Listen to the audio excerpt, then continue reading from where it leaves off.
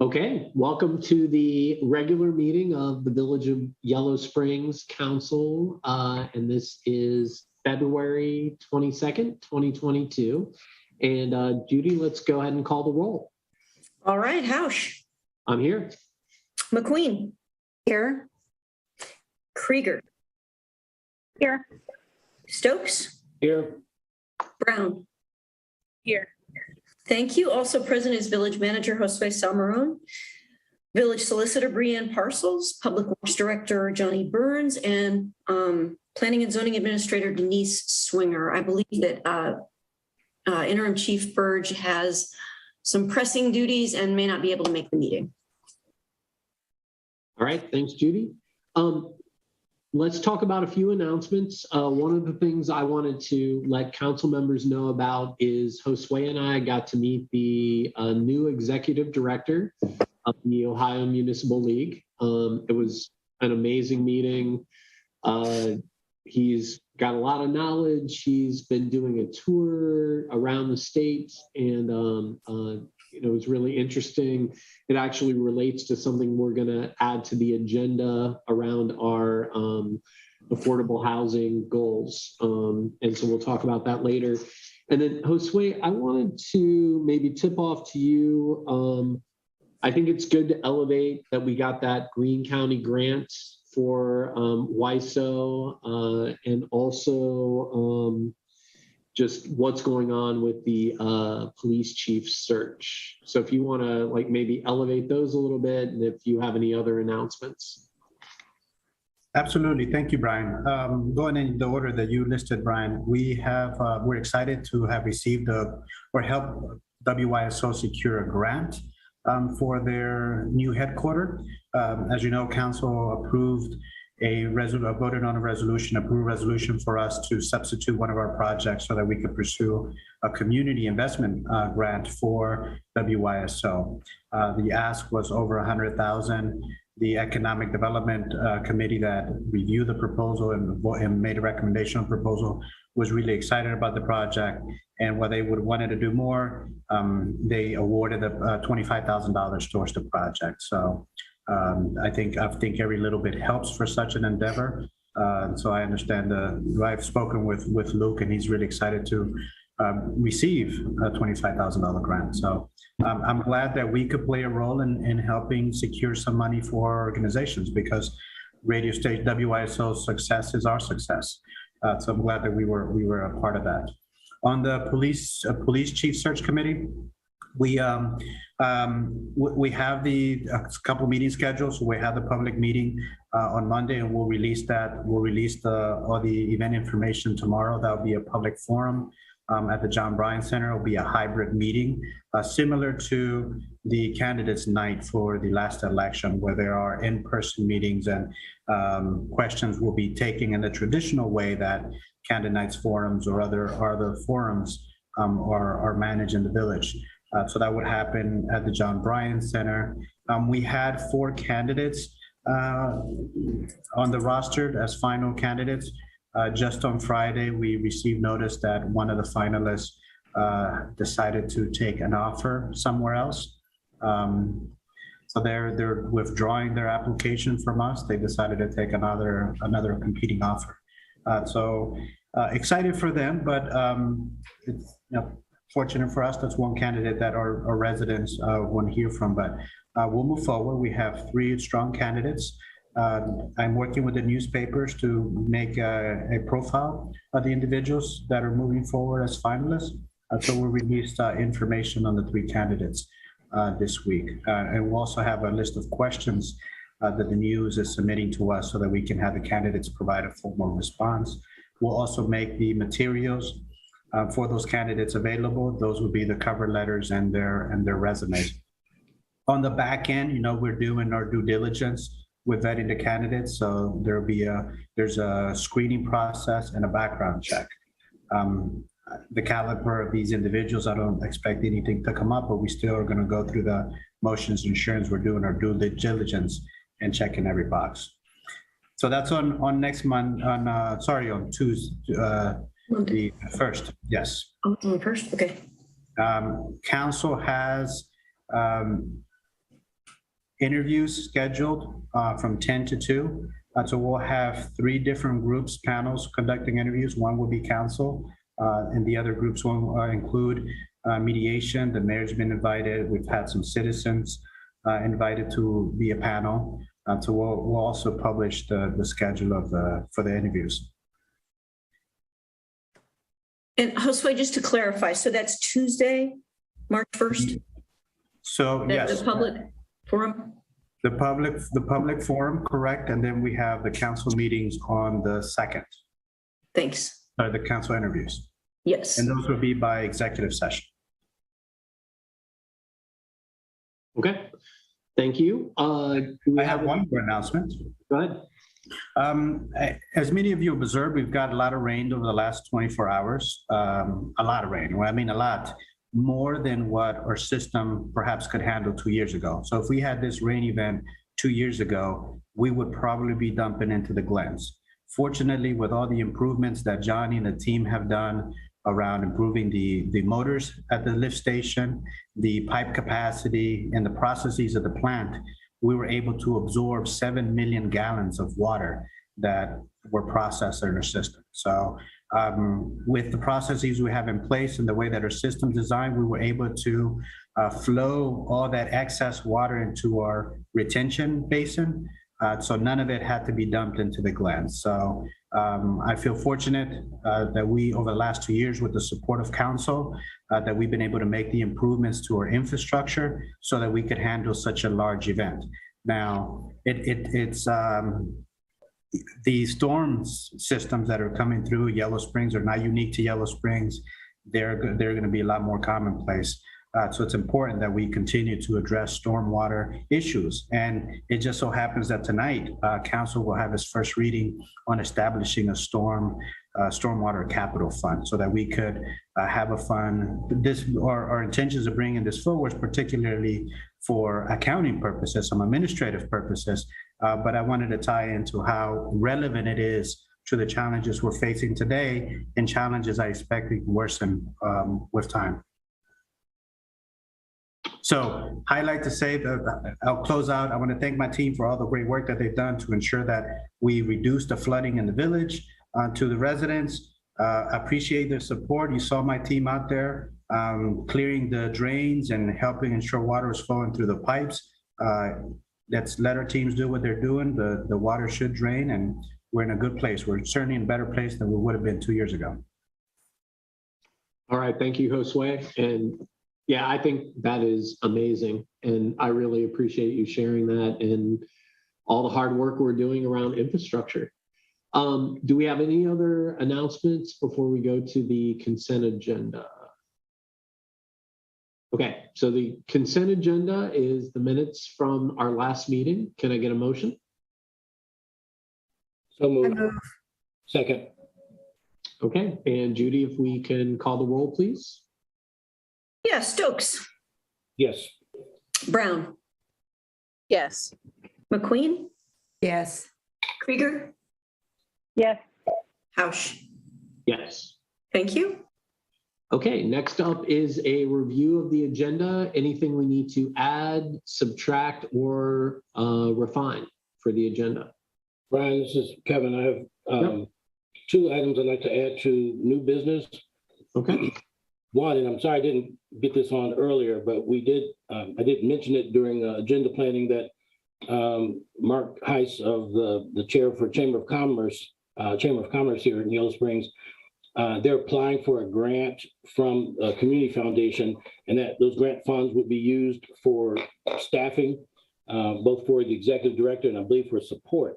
And they asked if the village or the council would act as a fiscal agent. Okay. Great. That's the one item. The second one, I wanted to open up a discussion about council's process for handling complaints made toward or against members of council. Okay, great. Anything else? Yes, I have 2 items that I'd like to add, not actually to be discussed tonight, but for a future agenda. And I'd Okay. like to take a little bit of time at that point when we're doing agenda planning to talk about them. The one item would be looking, assessing where we are in regards to Oberer reflection, next steps.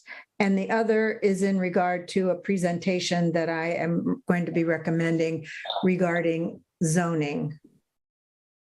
Okay. Great. We'll talk about those when we get to the end of the meeting. Anything else?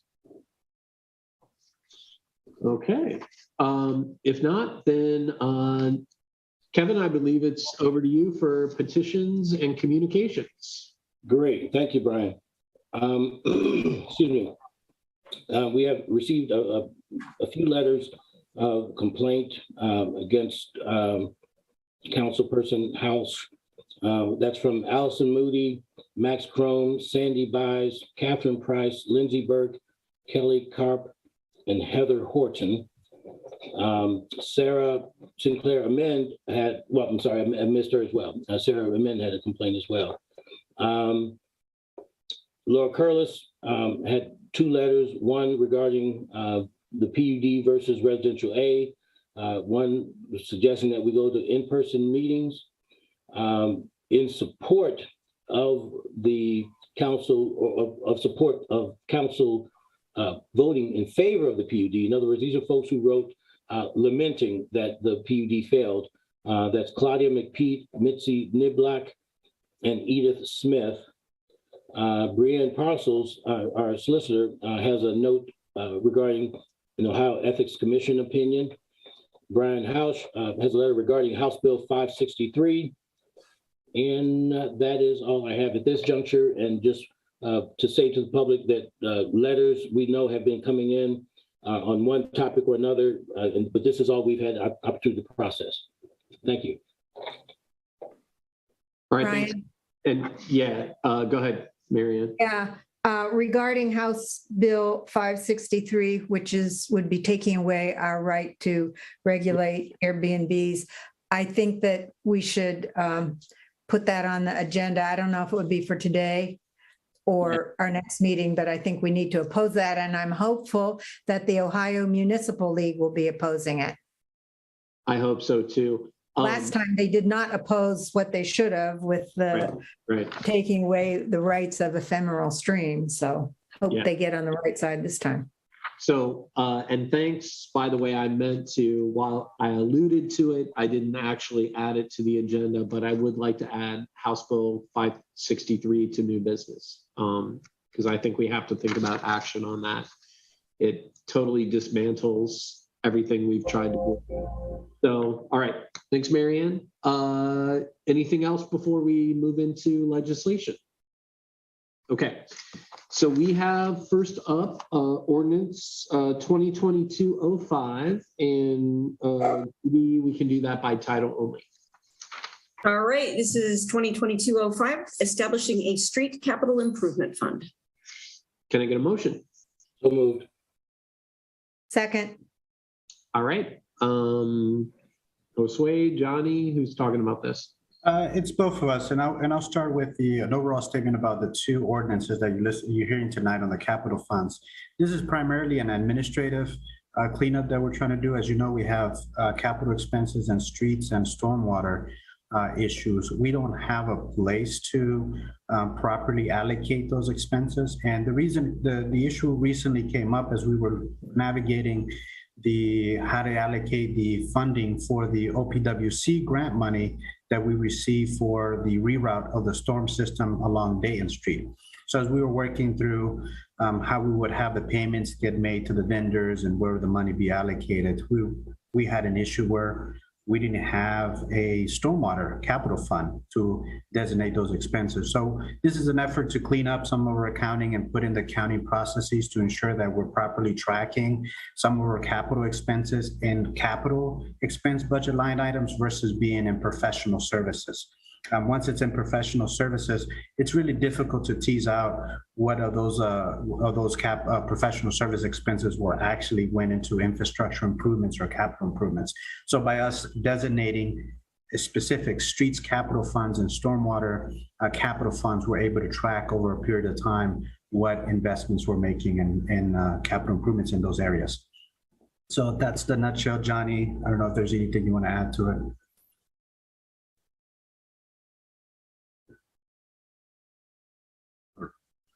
So Brian, do you have any questions? Or any council member, do you have questions? I do not. Yeah. Do any council members have questions? Yes, Josue, my mind was wandering while you were explaining. Sorry about that. Somehow it's easier to do on Zoom. So would you say that for both of these funds, that the distinction between capital and, say, ongoing expenses would be that we would be putting money aside for specific purposes for both of these funds? Is that a fair statement? That is one of the mechanisms of having capital funds, is that if we have a big project that we're planning for, we could be intentional about putting money aside into the capital funds that we would use at a specific time, period. So yes, the short answer is that that is one way of using capital funds. In this particular instance, we don't have a capital fund for streets and for stormwater, but yet we are doing those capital improvements. We're just putting those expenses and other department expense line items. Thanks. Thank you. It occurred to me, is it also a mechanism for like planting these grant dollars and, just kind of the other revenue streams that we're like getting, for some of these projects, or does that not matter?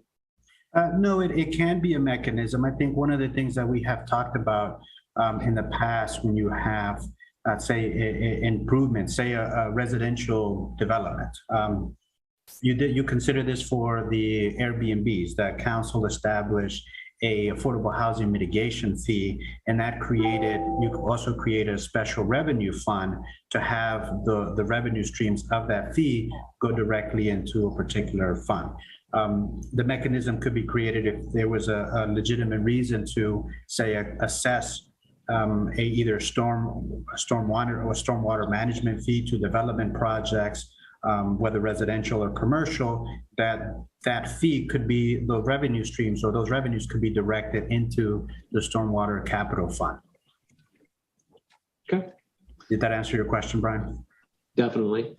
All right. Any other questions or comments?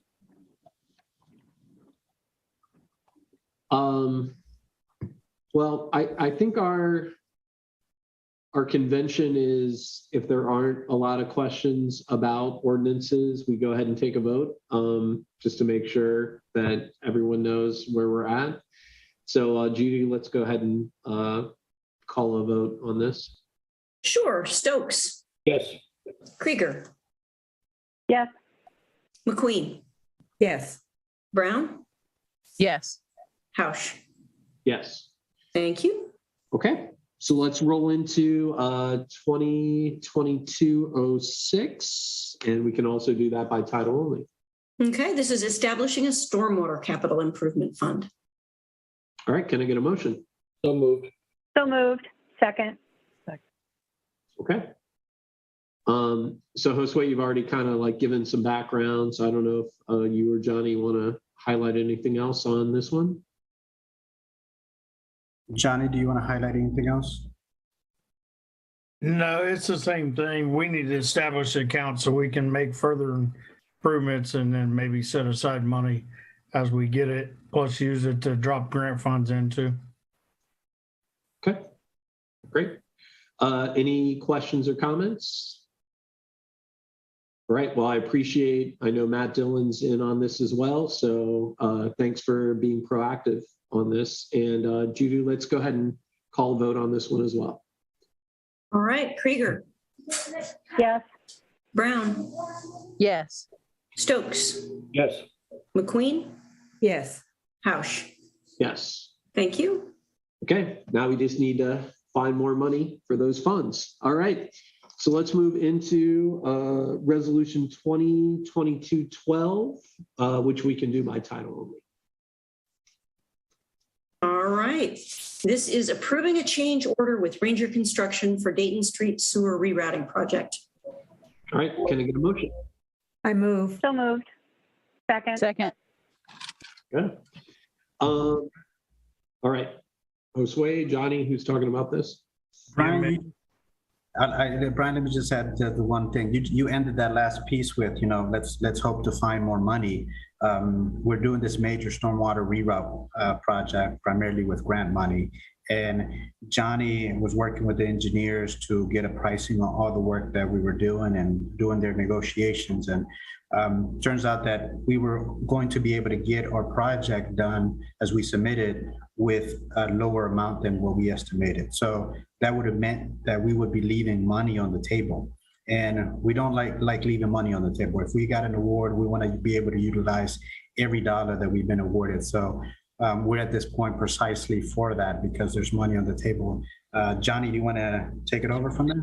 Yeah, I can take it over. Today, if anybody is at the Bryan Center, they'd understand why we added this last piece. Where the project stopped, if you guys are familiar with it, is the piece that's above the car chargers that come out of the ground and they run down the hillside. Today, that was actually a river going to the glens there for about 3.5 hours. The project is continued on. We're going to take a 36-inch storm all the way down to the glens, and that will all be enclosed so we won't have no more rivers running across the parking lot. With that being said, the cost to the village extra above and beyond the grant now and our share has turned out to be $25,000, roughly $26,000.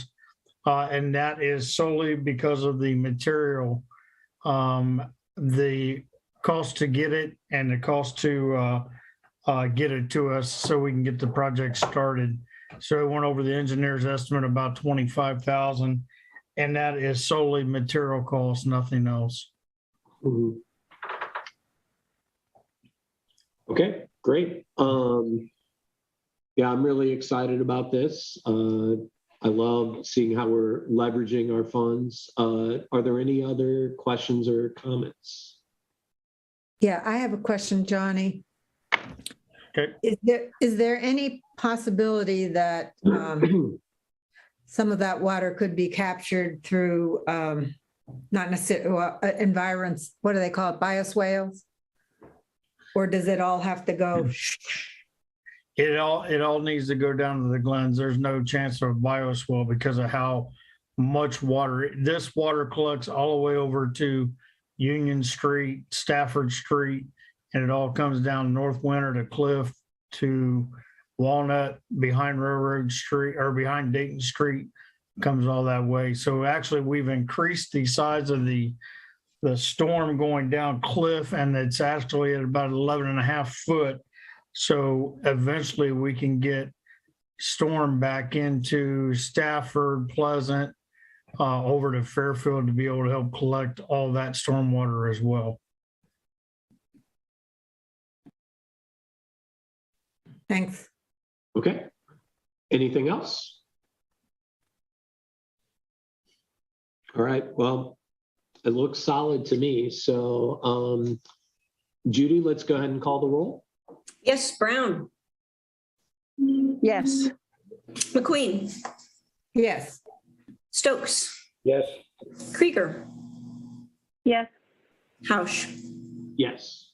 Thank you. Okay. Next up is Resolution 2022-13, and we can do that by title only as well. Okay, this is approving a contract with Choice One Engineering for engineering of a $1.2 million, 1.2 M, I don't know what that means, water line replacement project. Can I get a motion? Meters? Millions? Millions. I move that we discuss this resolution. Second. All right. Okay. Josue, Johnny, who's We're in the million territory now. yes. Johnny, you want to take it over? Yeah, this is the water grant that we went for through the House Bill 168. This was awarded to us $1.2 million, and it is only for construction. So therefore, we have to pay for engineering out of our pocket. We actually put an RFP out. We had two people come within about $500 of each other. And choice one was a better fit for the project and the lowest cost as well. So again, we're paying about $64 million for $1.2 million worth of water funds. You mean $64,000? $64,000 versus 1.2. Yeah, so that was my main question. So, all right, so the grant does not allow for. The grant, it does not allow for any engineering. It is only for construction. Okay. All right. Thanks, Johnny. Questions or comments for Johnny? Well, I mean, I think the value proposition is obvious. 64,000 for leveraging 1.2 million. And I love what the project is covering. So any other comments or discussion? All right, Judy, let's call the roll then. All right, McQueen, Yes. Krieger, Yes. Stokes, Yes. Brown, Yes. Housh. Yes. Thank you. Okay, and our last piece of legislation is Resolution 2022-14, which we can also do by title only. All right, this is authorizing the village manager to enter into an agreement for professional services with Encompass Engineers and Architects Incorporated. Can I get a motion? So So moved. moved. Second. Johnny? This one is for engineering for the electric. As you all know, we tried to get the FEMA grant. We made it to the second round, but we needed to have more detailed drawings. So we had to back up, and we went and talked to AMP of Ohio, that are people that we buy power from. And they suggested that we go out for an RFP for engineering firms. They actually did a lot of the legwork for us. They actually put a scope of work out there. They've done the breakdown of the interviews. Ben and I myself sit in them, and they recommended the contract that you have in front of you. This is going to give us a knowledge of where our system is and what we have to do to keep moving forward with the potential growth that we have with different projects that we have coming on. We have met with Dayton Power and Light on what we have potential for. The engineer has all that as well. So they're going to be doing a couple of things. They're going to give us what we need to do right now, what we need to do in 5 years, what we need to do in 10 years. Plus, they're going to do an arc flash study of all of our lines and transformers. And then they're also going to see if we need to bring in more power to the village by transmission line to see if it will save us money versus the distribution side. And be there to help us on any projects that we need right away. So one question I had, so that 76,000, does that come from the electric fund, or where does that come from? It comes from the electric fund professional services. Okay. Johnny, Yes. is it typical for AMP to take such a lead role? I mean, I appreciate it. It sounds like they really did, a lot of the initial legwork to really get this process started, but I don't recall hearing of them doing that kind of work for us before. That's part of our memberships, is they help other communities. And for like the existing Cresco site out there, Kevin, AMP actually helped us with engineering for it. This is just too much for their engineers to handle. So they was willing to put their heads together and work with us. Ben and I had a lot of meetings with them, telling them what we have. AMP, Michelle Palmer has known that she's been working on our system for 25 plus years. So she has knowledge of it as well.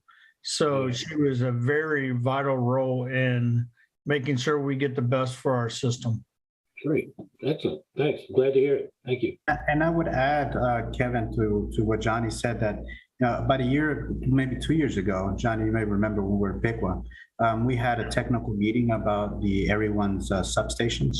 And it was very informative on the technical details that AMP has on our system and how they compare it with all the memberships, and we look for improvement opportunities. And so we hear what others are doing to improve their system. And for me, it was very insightful on how they approach the work. So it was only reasonable for us as we think about how to improve our system to tap into the knowledge that they already have in our systems and what they're doing for others. And we try to get as much free stuff as we could from them. And we took them as far as we could take them.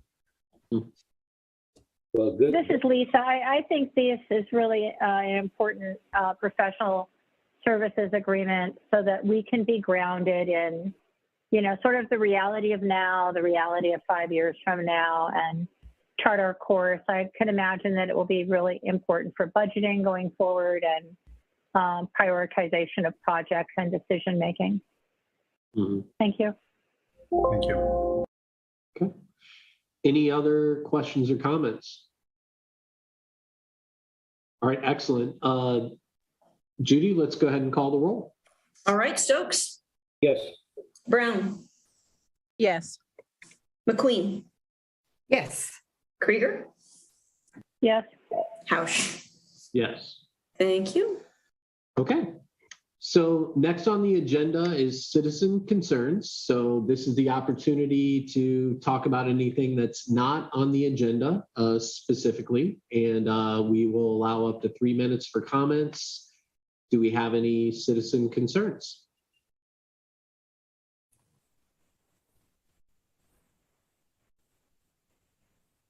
I've got John Hamfling with a hand up and John Fee with a hand up. Okay. All right. Let's start with John then.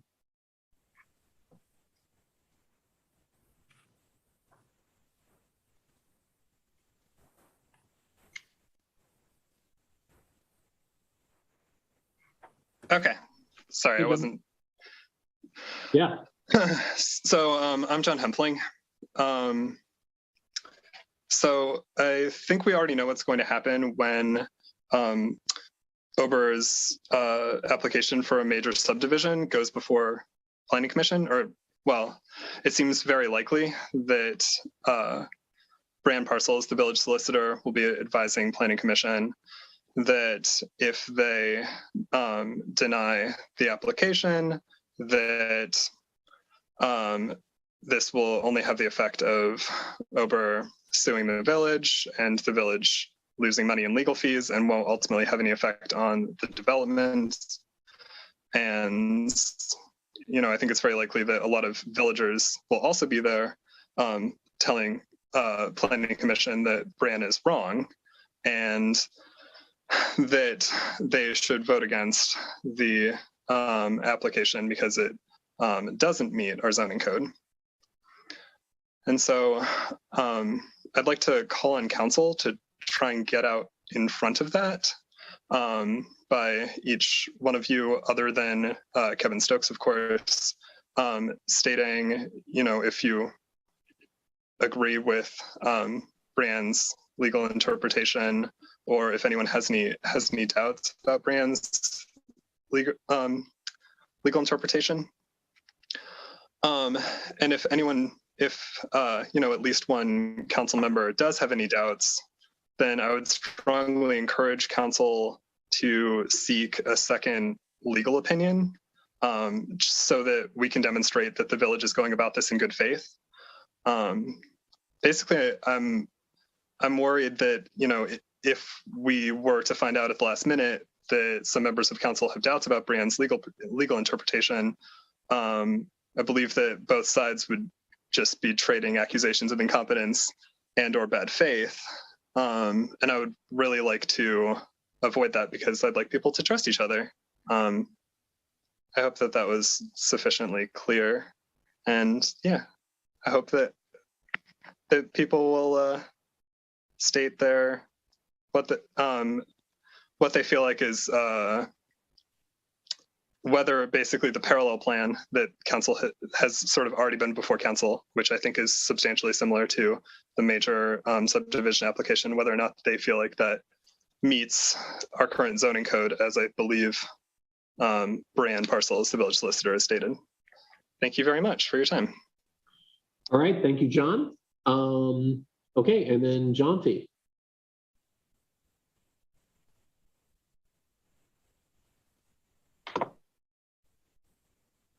Okay, I'm just speaking. I wanted to make a correction from my statement a couple of weeks ago in the council meeting. I made a statement that council and the YSDC were cuddling up to Oberer, and I would like to say that it was council who was doing this slurpage, and that the YSDC, only the current and former members actually did go publicly and announce that they were for the approval of the PUD. So I just want to make it clear that in my statement should have been that it was council who was actually stroking Oberer for the last year and a half or so.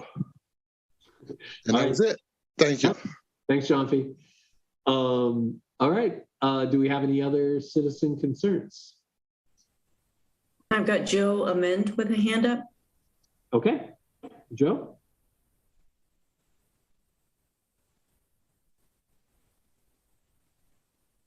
Can you hear me? We can. Okay, I have a question for you, Mr. Housh. Several weeks ago, you stated during a council meeting that you were a lawyer, and I've seen posts online that state that you are an attorney, and I would like you to clarify for us whether or not you're legally allowed to practice law, and if so, what state that you're licensed with their bar association. That's all. I have a law degree, and I'm not currently part of any bar. So thanks. All right, thank you. Yep, thanks, Joe. Anything else?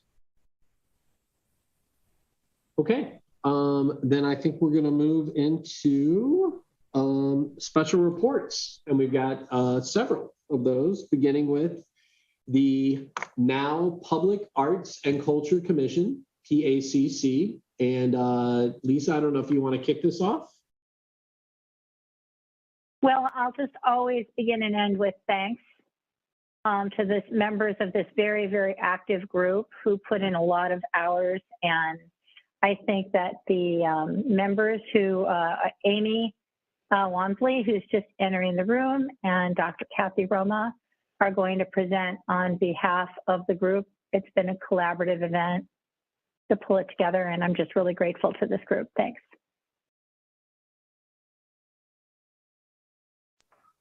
And Josue, I believe if you've got Amy on, she needs to be able to screen share. Amy, I just made you co-host. You should be able to share your screen and conduct your presentation. 1 second. Judy, is there anyone else that needs to be? Well, is Kathy Roma on? She was supposed to be in the room. I see. She's here. She's here, Amy. Oh, and Kathy, are you here? Yep. She's muted, but she's here. Kathy, you should be able to unmute. Well, I don't know. She's saying she didn't. She's. I'm on. There she is. Oh, I've been on. oh gotcha.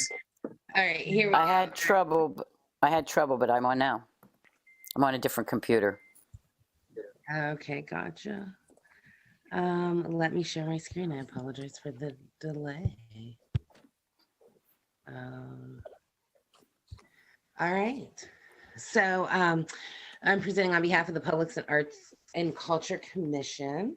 This is our 2021 annual report and our 2022 goals and budget request. The Arts and Culture Commission supports the mission of the Village of Yellow Springs in facilitating, promoting, and recognizing that public arts add value by providing educational opportunities, activism, economic sustainability, and an improved quality of life.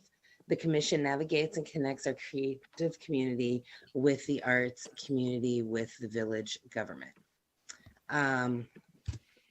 The Arts and Culture Commission for 2021 was Cheryl Durgans as the chair, Amy Walmsley was the secretary, Naya Breivik, Lori Freeman, John Fleming, Dr. Kathy Roma, Michael Caselli, and then Lisa is our council liaison with Bryan Housh as our council alternate. The commission are basically our update. Due to COVID-19, the Arts and Culture Commission has continued to work remotely, as everybody has. But we did find the progression of some of our projects moving slower than originally anticipated. Projects. The commission members worked with actually several of our community members to make sure things were still happening in 2021. But we did do a lot of research. We discussed a lot of projects, and hopefully you'll see a lot of this come to fruition this year, which is part of sort of our calendar of the year. This includes various mural subjects and locations, busking and vending ordinance recommendations, and other projects. So I'm actually going to hand it over to Kathy to talk about our 2021 accomplishments. Hello, everyone. In February, to honor the activist spirit of Yellow Springs, the Arts and Culture Commission put out a call to our community residents for any protest posters used during demonstrations over the years. The images were printed and displayed on pole banners along Xenia Avenue and Dayton Street. This project began in 2020 and was added to during February 2021. The final project featured a total of 28 pole banners displayed down Xenia and Dayton Avenue. This project was possible through the support of the Village of Yellow Springs, National Afro-American Museum and Cultural Center, Antioch College, American Friend Service Committee, Chicago, Women's Graphic Collective. The commission plans to reuse the banners and add to the exhibit annually. And here is an example of some of what you see right now, because last week we put up 28 banners. The Village Inspiration and Design Award went to the Gloria Gallery, and Sandy Malone at 210 North Winter received the award on May 14th. You can see the group of us there. There's a little art gallery, and it's wonderful, and it changes frequently. We were grateful to be there doing that in May. Juneteenth celebration. The Arts and Culture Commission supported the Yellow Springs Juneteenth celebration. The ACC coordinated several media aspects of the documentation and presentation on Channel 5 of the event. Honoring Reverend Dr. Wesley Matthews attended and supported the Senior Center in celebrating Reverend Dr. Wesley Matthews at the honorary plaque presentation. More information at yellowspringseniors.org, wesley-matthews.html. And in July, History of Busking and Music in Yellow Springs. The commission began to review the current busking policies in Yellow Springs and did research regarding resources in other communities to determine potential recommendations for improvements to the busking ordinance. The commission welcomed community members to come and speak about the history and culture of music in Yellow Springs. More to come during 2022 regarding busking recommendations. October Wheeling Gaunt statue. Where's our picture? The ACC continually stayed up to date on the Wheeling Gaunt statue project and provided support for the unveiling of the statue. The Hilderon Park was designed by local landscape designer Nadia Malarkey. And in October, Indigenous Peoples Day, the Village of Yellow Springs and the ACC collaborated to educate the community about Indigenous Peoples Day through a newspaper insert. The insert included education developed in collaboration with local community members. And October was a busy month for us. We had another VITA Award. Village Inspiration and Design Award went to Rose and Sal. Susan Bell accepted the VITA Award on October 31st, 2021. We served food and we had music. It was a great event. Another October event, election of the new chair. Thank you to Cheryl Durgans, who was the chair of the commission for the last 2 years. As she stepped down, a new election was held, and Amy Wamsley was elected as the chair of the Arts and Culture Commission. And December, holiday decoration judging. The Arts and Culture Commission members were invited to judge holiday decorations displayed by local businesses. The winner was announced at the tree lighting, and this was the winner. The Yellow Springs Toy Company won the award for this past December 2021. So for 2022, our goals and our budget request, under goals, use the arts to amplify discussion and ignite actions related to anti-racism, cost of living and running a business in the village, local environmental justice and policing and community relations. Budget request of $2,500. Administer the Village Inspiration and Design Award, the VITA Award, $500, along with provide support to the John Bryant Center Community Gallery in close collaboration with the Yellow Springs Arts Council. And then provide supporting resources to emerging artists for $2,000 is the budget request. So our total budget request is $5,000. And we wanted to make sure that we just thank the council for supporting the commission. You have been a fantastic support to us, and we're just very grateful. Are there any questions? Yeah, I just want to say, great presentation. I love having a commission that really adds capacity to the village, which the Arts and Culture Commission, you know, in its former Public Arts and Culture, Public Arts Commission, Arts and Culture Commission, Public Arts and Culture Commission has always done a lot for the village. So I guess one thing I'm not seeing Matt on, but I would like to formalize approval of the request for funding, but I'll put that to the side. Do any other council members have questions or comments? You know, this is Lisa. I mean, I know that we already have $5,000 in the budget for this group, but we still like to share with the community how we envision likely expenditures of our budget. So I think that money's already approved, but, you know, just to give visibility. And then, wow, October was really something, wasn't it?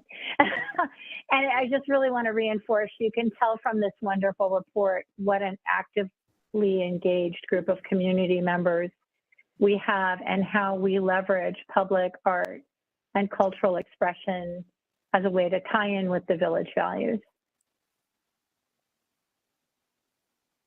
For sure. Marianne?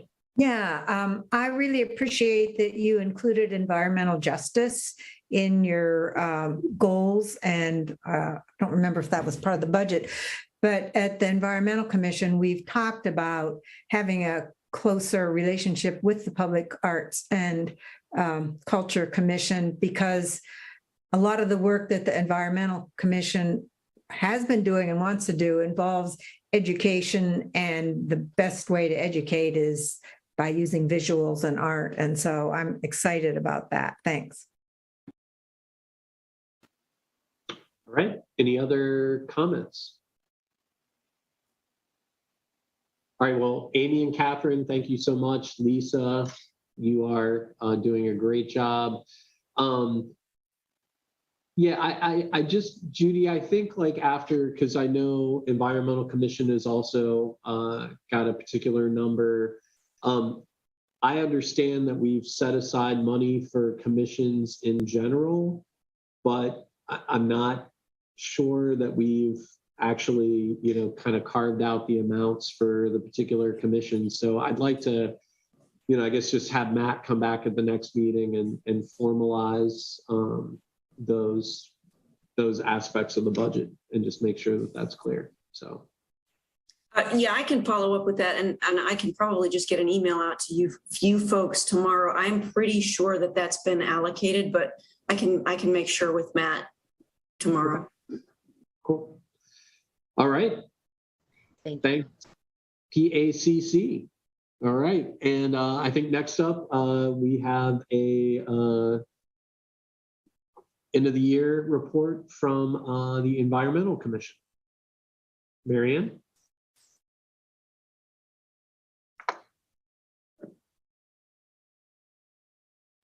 Marianne, you're muted. Catherine Zimmerman is chair of the Environmental Commission. She's going to give the report, and I believe she needs to screen share. Catherine, you're on. I am working on it here. We can see your screen now, Catherine. How's that, guys? Good. Good, good. Well, thank you, everyone. This is exciting. First time I've presented. We've been really busy at the Environmental Commission. I would say the last 2 years have been extremely busy. 2022 doesn't look any less busy. For 21, EC had proposed in 20 to do a pilot project to write a climate action sustainability plan, and it was approved as a 21 goal for the village. EC was really involved. We made recommendations for the scope of the work and the RFP that went out to hire a coordinator. Piper Fernway was hired as the CAS coordinator, and she gave us some really sound updates all the way through. And we were part of helping to choose sustainability champions. That was part of that program. We have received her report and read it, and we are asking Josue to get together with us to really go over next steps before we make a report to council and make recommendations for council. Another really big thing that spanned a couple of years was the weed ordinance revision. The problem we saw as the Environmental Commission was that there was nothing in the ordinance that allowed for managed natural landscapes, which we find to be a really important piece of sustainability in the village and continuing all the surrounding nature that we have. We wanted to bring it into the village, so we felt that we had to really change the ordinance to allow that. Now, this means that people could plant native plants. They wouldn't have to keep it mowed to your lawn level. And it does not mean that people can just let their lawn grow. So it really is native habitat, to enhance the environment and wildlife habitat. A part of that was we did an appendix that updated the invasive plant list. It showed invasive species pictures, it had alternatives, and it also provided ways for people to remove these invasive species and not necessarily using chemicals, which the village doesn't use on their own properties. One of our big things that we've done since 2020 is we have worked with, the commission has worked with Agraria, Tecumseh Land Trust, and the Glen Helen Association in a team effort to certify the village as a National Wildlife Federation wildlife habitat community. We managed to get that done in record time, October of 2020, but we held off hanging our banner until really what is considered to be the environmental month, April, where Earth Week happens and a lot of other environmental initiatives. So we hung the banner during Earth Week. All the team member associations had packed that week with events, culminating on that Sunday. We had a celebration of our certification at the new firehouse. We had music. The mayor did a Mayor's Monarch Pledge, a proclamation. We had a huge milkweed giveaway. There were information tables with all kinds of good stuff about native plants, what to plant, invasive plant species ID, how to get rid of it, all kinds of really good information to move the villagers forward. We had a great attendance. Of course, there was fire trucks and hot dogs, so that drew a lot of people, but it was a great first event. Our second annual event will be held April 24th at the very end of Earth Week for this year. So April is a big month, and in 2020, Ohio got voted in with the Congress there to have Ohio designated, April designated as Ohio Native Plant Month. And we went on in 21 to help get April designated as National Native Plant Month, and that happened. So that's a big deal for April. We also launched about mid-year a down-to-earth column in the YS News. This column is really meant to address environmental issues in the village, encourage people to be more sustainable, educate about natural habitat and what they can do. And it's penned by people on the team, but we're also looking for other people who want to write an article that has to do with earth and sustainability. So please get in touch with us if you have some really good ideas there. So 22 is a pretty ambitious year. We want to really support phase 2 of the CASP. The sustainability champions, there's a lot of work going on there. One that's really moving out in front is the Swift towers that are being built. I'll tell you more about that in a minute. We have our Earth Week events as well, and this is going to be a big year for that. We're trying to just get everything much more exciting, get people really revved up for the spring. We want to start an education series. We want to expand our wildlife habitat initiative. We would love to have a native plant demonstration garden. We're kind of looking at the garden on Dayton Street. Can't think of the name all of a sudden of it, but anyway, we hope to have that garden working this year if possible. And we would like to get the neighborhood gardens sort of reconstituted, possibly hiring an organizer to help jumpstart that initiative for people to be able to plant their own food gardens. So the ones that are starred are the ones that we're really looking for funding for. We've got almost an entirely new commission this year with really a lot of exciting energy, and I thought you might want to meet them. From left to right, Carmen Brown is our new alternate from the council.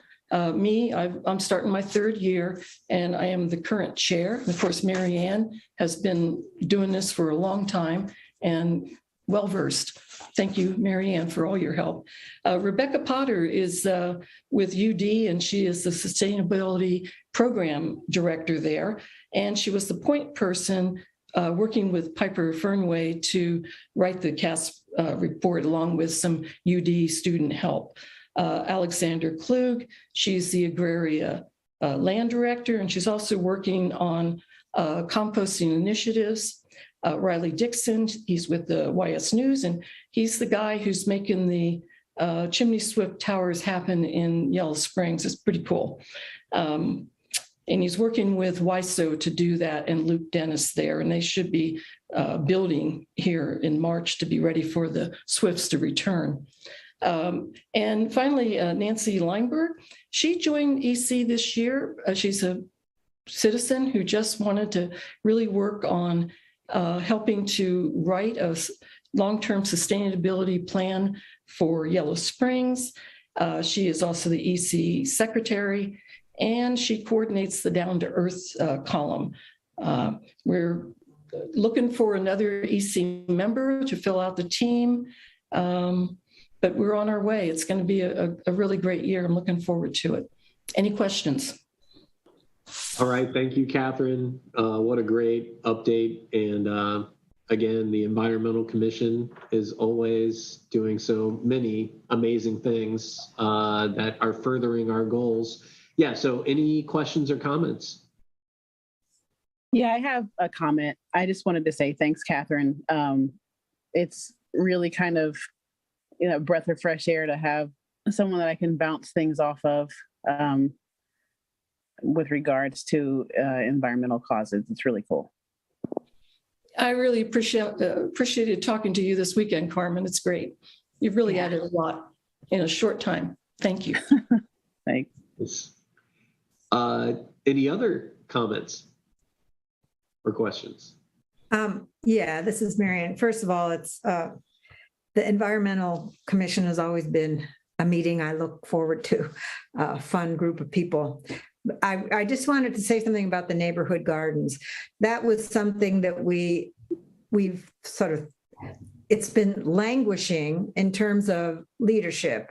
And so I have been talking with a couple of the gardeners, and we wanted to set aside some funding so that we could get this group of volunteer gardeners, so we can get them back so that they have enough structure so that people know where their plot is, and how they might help each other, but not overburden them. So I'm excited about that piece. And I anticipate that we will be holding a Zoom meeting with people who currently are on the list of those names that we can find to get input before we move forward on whether we would have a coordinator or how we would use the funding for that. Excellent. And so I saw the request for EC was 7,500. And again, like, I just like to make sure that we're following up and that is carved out in our commission funds. So. Great. Yeah, I'll follow up with Matt. I don't believe that was requested in the budgeting process. Okay. And I think for the most part, I mean, I'm not calling any vote because we've kind of said it's sort of, you know, if commissions are like on the ball, I think we set aside 20,000 a year. And so, yeah, so get it while it's hot. All right. Any other questions or comments? All right. Thanks, Catherine. Thanks, Really Catherine. great. Yeah. All right. The other special report we have, I believe, is an update about the Citizen Review Board. And Lisa, I'm assuming you're going to kick that off. Yeah, I have a couple of things to share in addition to what's in the packet. So what's in the packet is I'm just pulling it up, a report that describes some work that's been done in pursuit of the possibility of leveraging the role that is currently the village mediation coordinator. And then the other aspect of this report is about really a call to action to you, my fellow council members, that we really need to get a legal review done of the proposal. And I'm really calling on you to agree that that would be done in the next 4 weeks. So, you know, back in December, I mean, I don't even think we need to vote on this because back in December, we had a council vote in support of moving forward with the CRB. And, you know, I think budget for this legal review should be allocated from the police legal budget. And so the only remaining challenge then is to find the right person to review this, because clearly we didn't go in the correct decision the last time. And I want to be involved in this dialogue, or whoever is working on this for council, and we can talk more about that in a minute. So I don't know whether, Carmen, you had said that you perhaps had some ideas about legal review. Were you able to hunt down any of that research? So what I've been doing is digging around on the ACLU website, contacted a friend who is a former attorney for the Ohio Civil Rights Commission. And they are researching this as we speak. So my, you know, it shouldn't cost us a lot of money. And that's where I'm kind of trying to go with this. And we don't need to reinvent the wheel. Like, surely there are communities that have citizens review boards that are around and making some progress on it. Does that answer your question? Okay. Yeah, well, I mean, we're really focusing on what we refer to as these two pillars of the proposal that's before us. The first pillar has to do with the intake process and confidentiality, and the second one has to do with the extent to which people who sit on the citizen review board can make recommendations that have heft about disciplinary actions. And so, so we need to get this legal review done. Do we have to keep bringing this back to the council, or do I have the agreement of council that if we find the right person, we can move forward with this legal review? Lisa, I would also suggest that if you're spending up to $15,000, you could put it out for an RFP. It's something that is specialized when it comes to legislative review. So, on last go, we had 3 quotes, but if council's prerogative is to move forward with this, as I have already advised, I would have a conflict of interest, but I would also encourage involvement of whoever our new police chief is. Sure. That's a whole separate side of it, though, other than the legal review. Any other comments from council? So I would agree that on the legal review piece. I would agree that that's a separate. It's a separate issue. I also would be interested in plugging along with this maybe for another week or two to find to try to find someone to take care of this. It's been a really long time. Okay. Any objections? Are we hearing? I'm not hearing any objections. Yeah, I think the only we'll keep is working on this. Go ahead, Bryan. Yeah, I was just going to say, I would like to help with just kind of like formalizing like what questions need to be answered. And so, I guess, I feel like, not speaking for other council members, but I think, we want to move forward with this. So I just wonder if there's a way that, if you and Carmen kind of like put together, like, what you're thinking about, just what needs to happen. And I'd be happy to review that. And, again, I'd like to see something get out the door soon. And I think Breanne could help with that as well, just to kind of like, I feel like there's probably 3 or 4 questions that we want answered. And if we make that really clear, hopefully that'll get us past this stage. So we'll bring that list back to the next public meeting of council, because we already have so many people, a lot of cooks in the kitchen. So we'll just bring it back to the next public meeting. Okay. Okay. So then how do we, so is there a way that we can also like figure out what the budget's going to look like so that can come back at the next meeting as well? Sure. We'll work on it. Okay, cool. Okay. So the other issue has to do with coordinator support, and there's an opportunity on the table to have a joint coordinator who's doing the village mediation program and the CRB. And I'm not going to read this, but there's some clear advantages why this would work. And since I've written this, a couple things have happened. One is that Sarah Wallace met with a group of actively engaged community members who are focused on the CRB to hear more and learn more and get perspectives.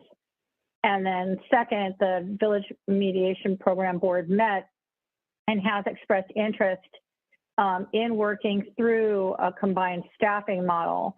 So of course, there's a lot of details to be considered, but I think this is very positive momentum, because in order to get the CRB off the ground, we really do need some coordinator support beyond just what council people are doing during the week and at night.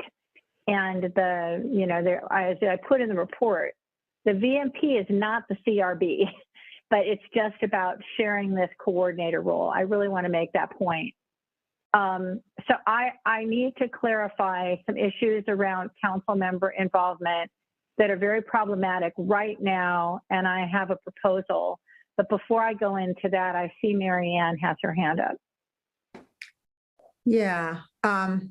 In regard to the coordinator position, yeah, the steering committee of the mediation program, we met last evening and talked about how it might work to have one coordinator, and agreed that if that were the case, that there could be 2 different phone lines and 2 different email addresses, so that it was clear if someone was making a request that they were either coming in through the CRB or they were coming in through the mediation program, even though there will probably be some overlap because some CRB complaints may go to mediation.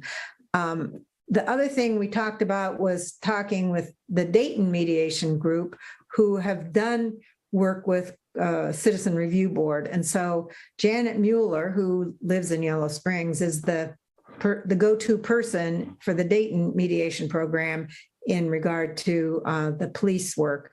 And she said that she would be willing to talk with Lisa. I was assuming it would be Lisa and me, or it could be Carmen and me, or it could be Lisa and Carmen. It has to be only 2 people. At any rate, to get her input on what do they think? Do they think that this is having one person, at least to begin with, to help kickstart the Citizen Review Board, whether that is workable? And from my way of thinking, it seems like we can have some concurrent things going on. If the legal review needs to happen, that's one stream.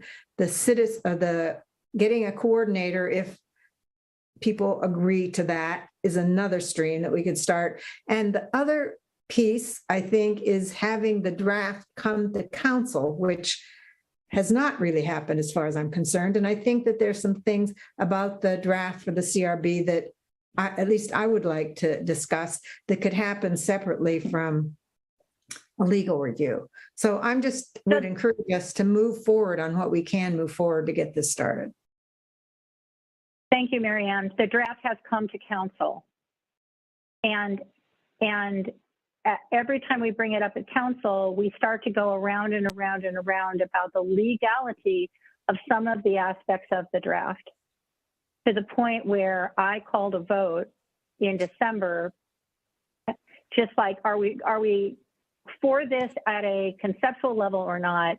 Because until we get that legal counsel, we're going to continue, I argue, to go around and around and around with worries and questions about things that we don't know the answer to until we have legal counsel. And that's why I personally believe the legal review is critical, because we just don't know what we don't know. Okay. Of course, that's my opinion, and we can have different perspectives. Lisa, are you saying that you don't think we could move forward at all with any kind of intake for the CRB, even if we had the coordinator, until the legal review is done? I think we would have to move cautiously, particularly if there was any risk that the concern was something that would lead to some kind of police, some sort of, I don't know. I mean, I think we need legal review, but I think we should move forward concurrently and quickly. Really, but we have go ahead. Yeah, really quickly. It's paramount that we move forward. This has been going on for, this discussions has been going on for years. I know, Lisa, you know that more than probably anybody. And if there is anyone who doesn't have the proposal or doesn't have it readily available, then we need to make it available for council members and anyone who wants the proposal to look it over. Right? So, Mary, sorry. I know, I have the proposal. There are a couple concerns that I have that I haven't felt we have had time at council to address. And I can write up what those concerns are and I talk about that. And yeah, that's important. Absolutely. We need all the feedback that we can get. So one last issue, and before I know people have their hands up, but we're in a bit of a mess with crossover of council member involvement that has made it extraordinarily difficult for me to maintain adherence with the sunshine laws. And that is that Carmen and I have been assigned on the CRB. I'm assigned to the Village Mediation Project with Marianne. And then I don't know where we are with this, but Brown and Stokes also are working on a new justice-related commission. I, from the very beginning of talking about the CRB, have proposed that the Village Mediation Program could be involved in some way, shape, or form. And it has just come back around in an interesting way because of the position of the coordinator turning over, which created an opportunity at just the right time. But so I think we need to streamline so that we get down to only having primarily 2 people from council assigned to this. I have been so excited by Carmen's passion for this topic, and I believe the VMP absolutely needs to be involved. So my proposal is that I step back and let Carmen and Marianne focus on the CRB VMP coordinator, and I'll still have a foot in it because of my role on the VMP and of course as an active council person. I haven't discussed this with Carmen yet because I was discussing it with Marianne, so I couldn't talk to Carmen about it. So now I'm kind of broadsiding Carmen, asking her to step into the CRB lead. But that's what I would propose to really make it so that we could navigate, move quickly, and not breach sunshine laws.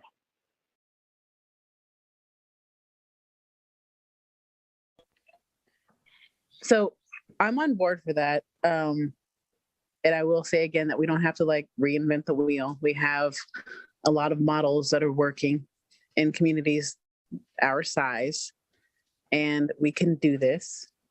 And we should have done it. And Lisa, I just wanted to say publicly that I was watching council meetings from 4 years ago. And I know you've been championing for this. I just wanted to thank you for your work on this. Well, I'm still in it, but we just have to adhere to these public meetings rules, and of course you can see from the crossover of assignments. Of course. Yeah. Thank you, Carmen. And thank you, Marianne. I'm so excited about this potential with the VMP. Yeah, I am as well. And, there are lots of reasons why this is, taking some time. And I appreciate that all council members are continuing to be supportive. All right, so I saw 2 hands up. Michael Caselli. Michael, did you have something you wanted to say?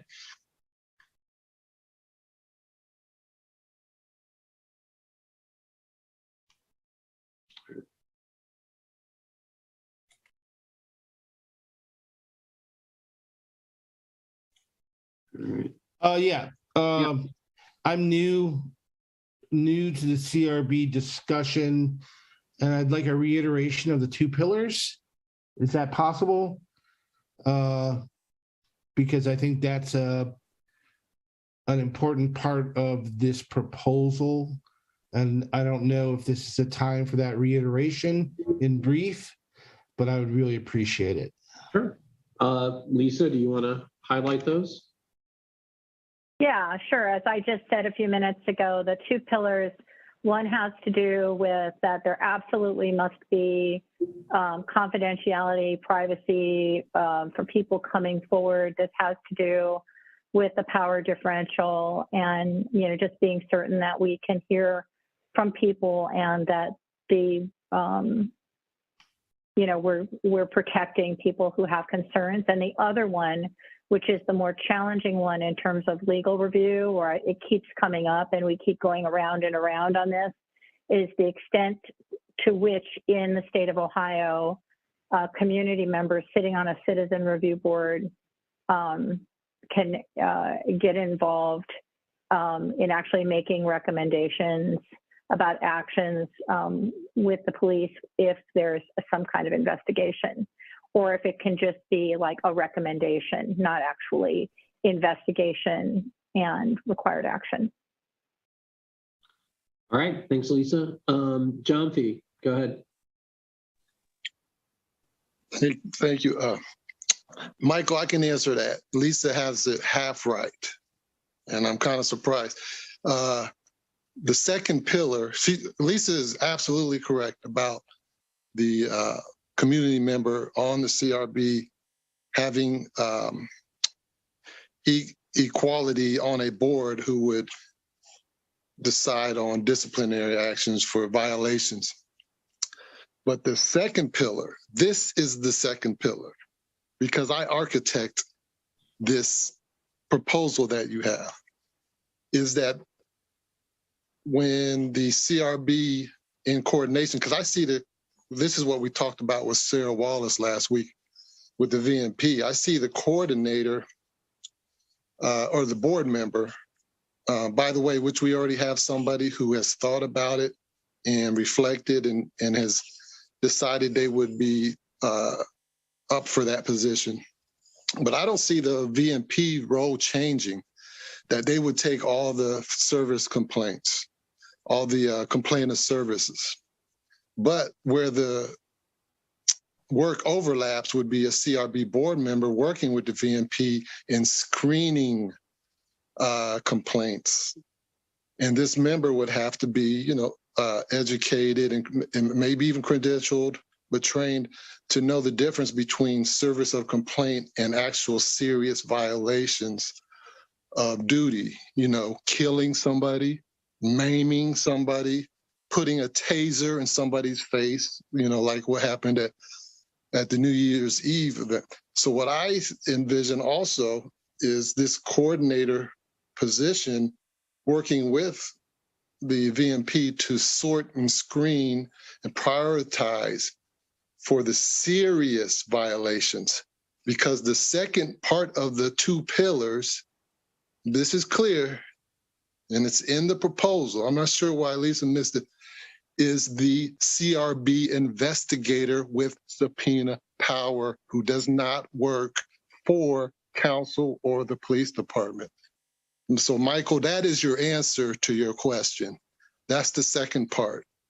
And that's why we should have a legal review, because this can happen and we can actually be an example for other communities, because this puts the actuation, the actual viability of a community member who would recommend, because that's all they could do is recommend.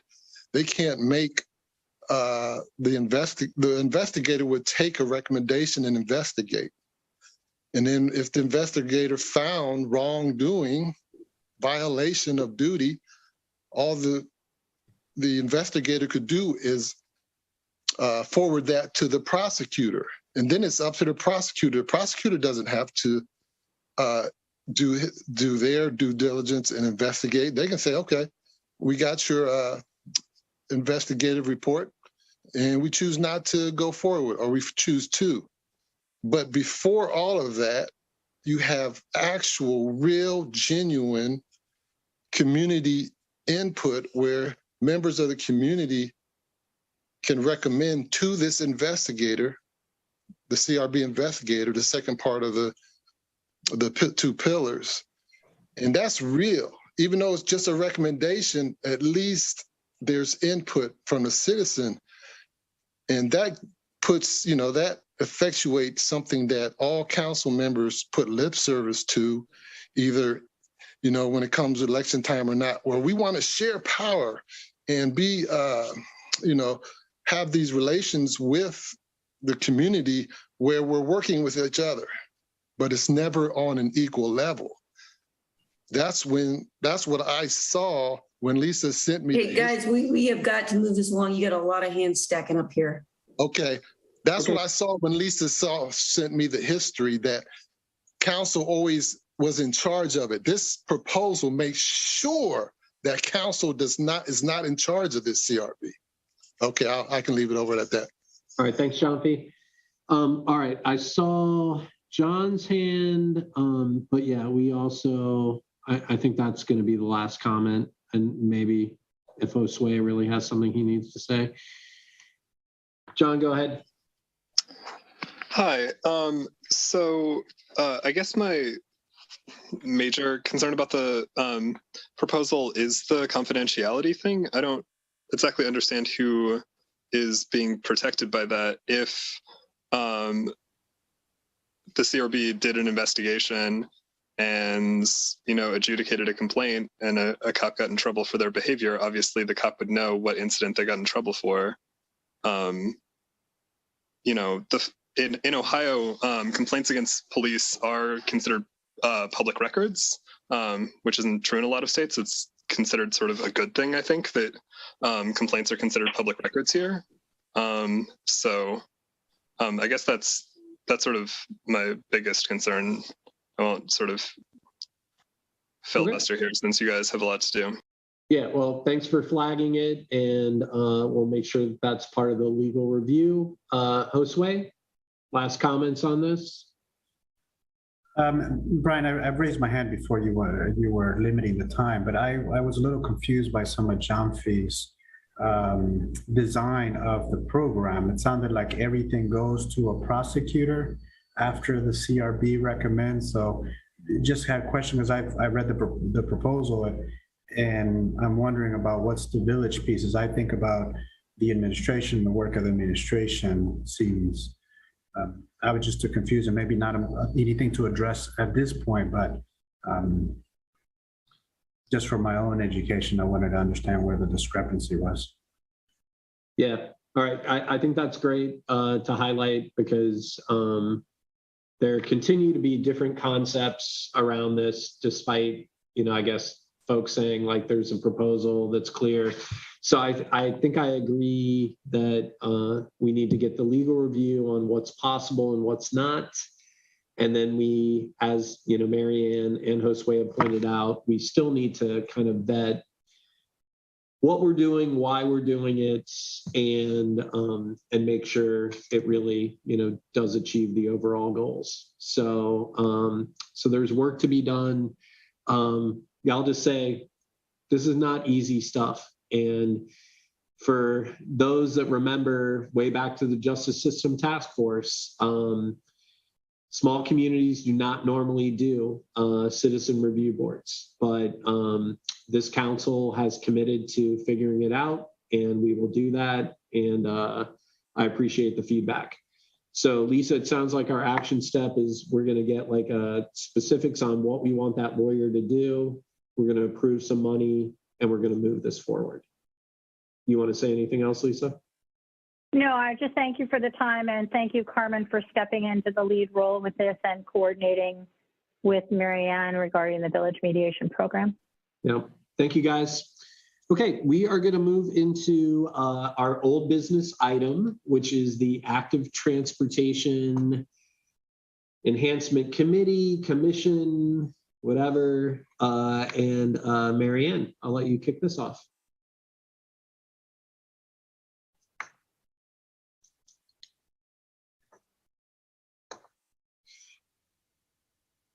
You're muted again, Marianne. All right, take two. We've done some research to see what groups have there been in the past? Has there been legislation? So there have been short-term groups involved with active transportation. There currently, as far as I can tell, is nothing in existence now. So this would be starting something based on some of the past work. So the questions that I think council needs to decide is, would the Active Transportation Committee, I'll say committee, be a subcommittee of Planning Commission? That's one question. What legislation, if any, needs to set it up? And I've written what my thoughts are about what this group can do, should be doing. And then the last piece is my recommendation that the members of the committee be people who are invited to be on the committee. In other words, ask people who have an expertise or some involvement in some way of active transportation, whether it's biking, hiking, walking, people who are concerned about mobility issues, things like that. So that's what I'm coming to council for. I'm anxious to get this going. I know that we have some people that are interested. I also plan on meeting with staff before doing anything else. But I want to know, are there reasons that it should be a subcommittee of Planning Commission like the last iteration was supposed to be, I guess? What kind of legislation would we need to move this forward? And are people comfortable with the idea of having the membership be people that are specifically invited to be on it because of expertise or passion? And I'm asking council for feedback. Okay. Lisa, Carmen, Kevin, any feedback?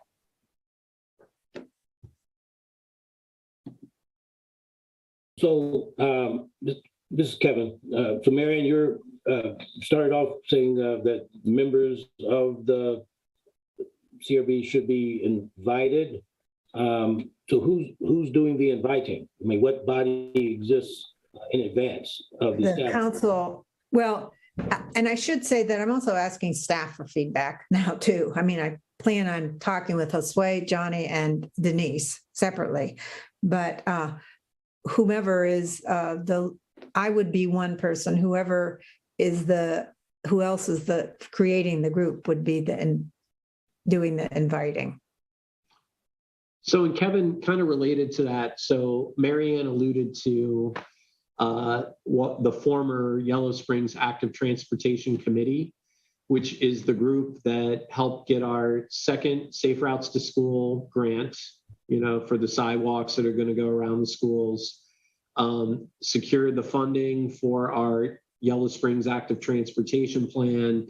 And the folks involved in that were, I was there, Laura Curliss was there, Chris Bongiorno, Gary Zaremski, Eric Oberg.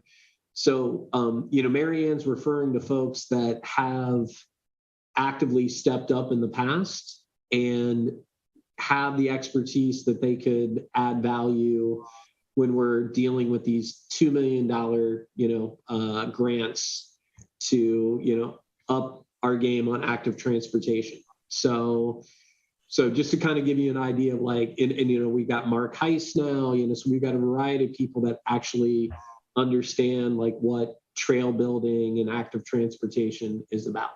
So. Okay, great. Thank you.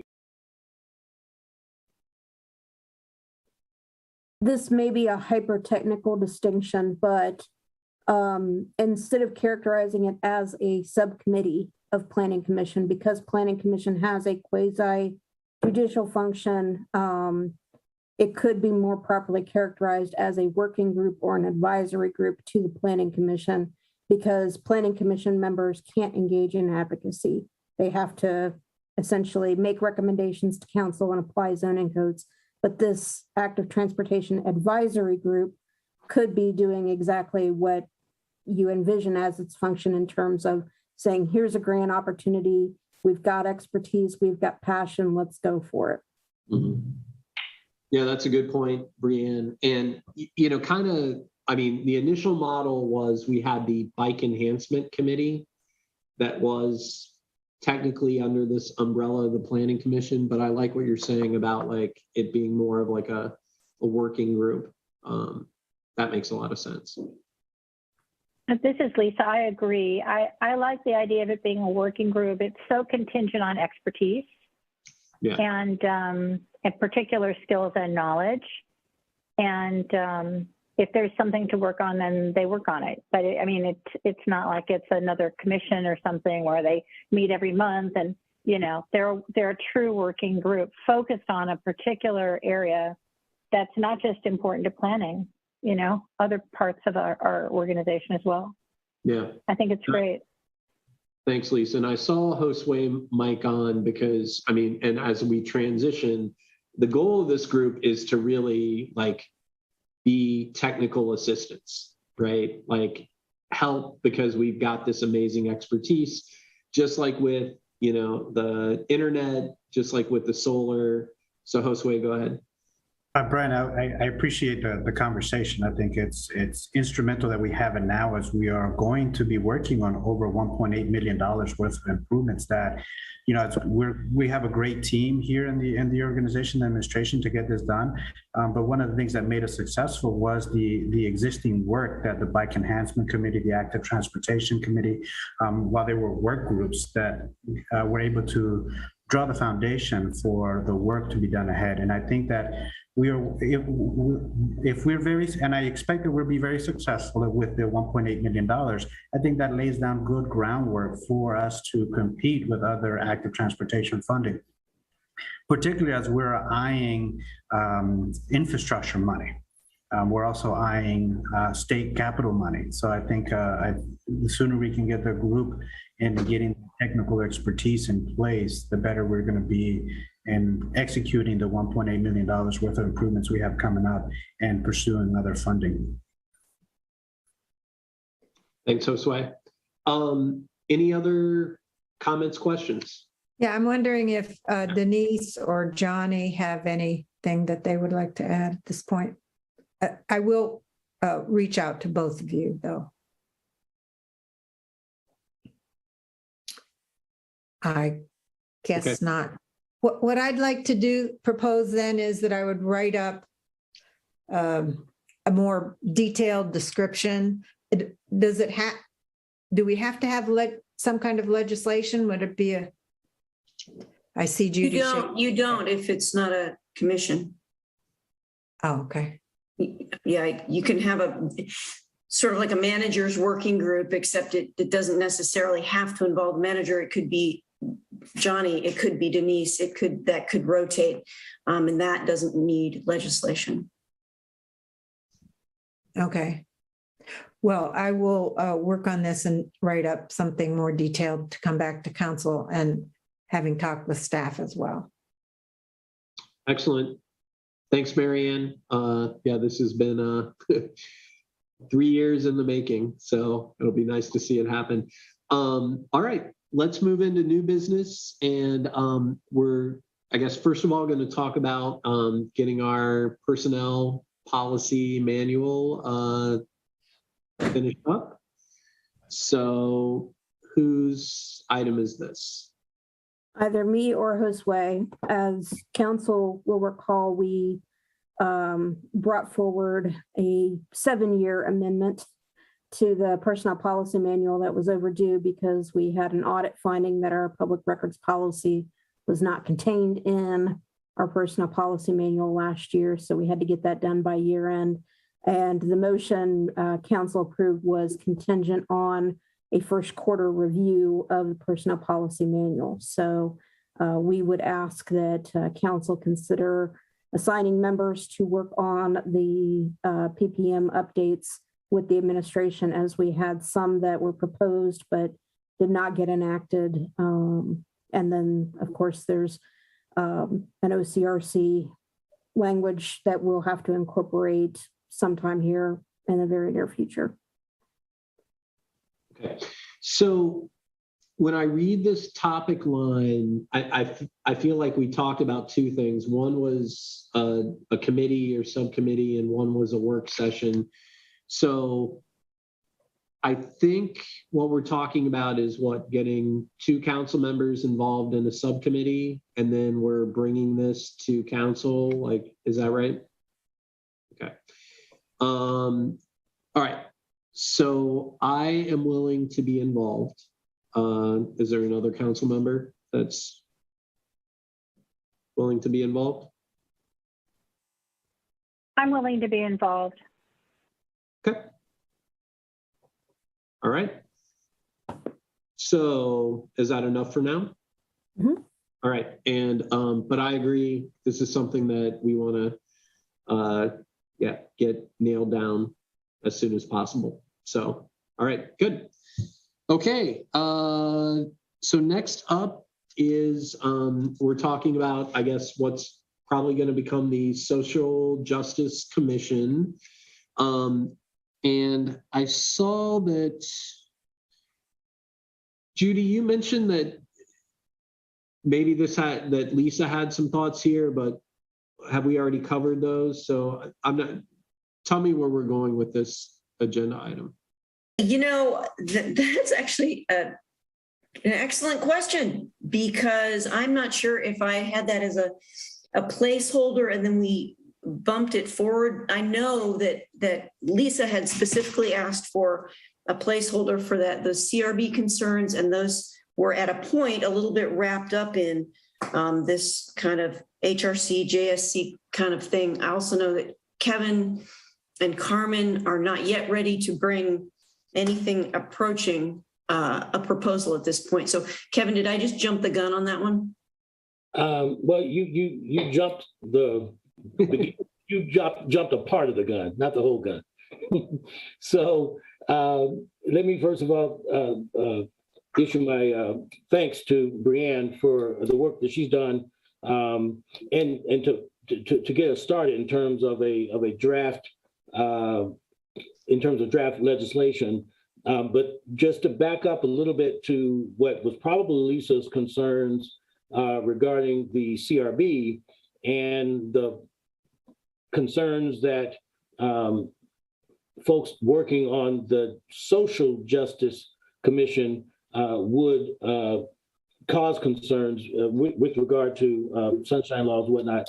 I would submit that the Social Justice Commission would be leaning more to the social side of social justice, if you will, and not so much the justice system. So I see a separation up front, a separation between what the CRB would be doing and what this Social Justice Commission would be doing, based on the history of what the HRC, the Human Relations Commission, has been.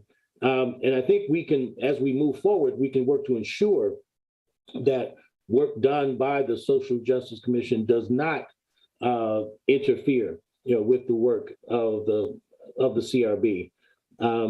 So, according to the agenda item, what we're thinking about doing is combining, some of the elements of the Justice System Committee or Commission, or the collaborative committee. Is actually, I think it was the latest iteration was the Justice System Collaborative Committee, but taking some elements of that, but starting with a baseline from the HRC, the Human Relations Commission. So again, the focus is more on that side, the people side, and less on justice. So just think, and Bryan, I want to thank you for offering that as a possible title, Social Justice Commission. So I think, again, there's not as much room for, or we'll work to make sure that there's not a lot of overlap to the point where it can be confusing in terms of who's doing what.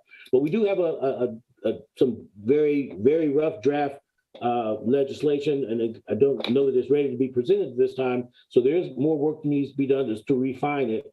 But just at this juncture, I would submit that it's not as close to what the CRB is going to be as some folks might have been concerned about. Breanne, did you want to do maybe an overview of the process that you've gone through so far? Sure. Basically, when we're talking about the Human Resource Commission was established back in the 60s.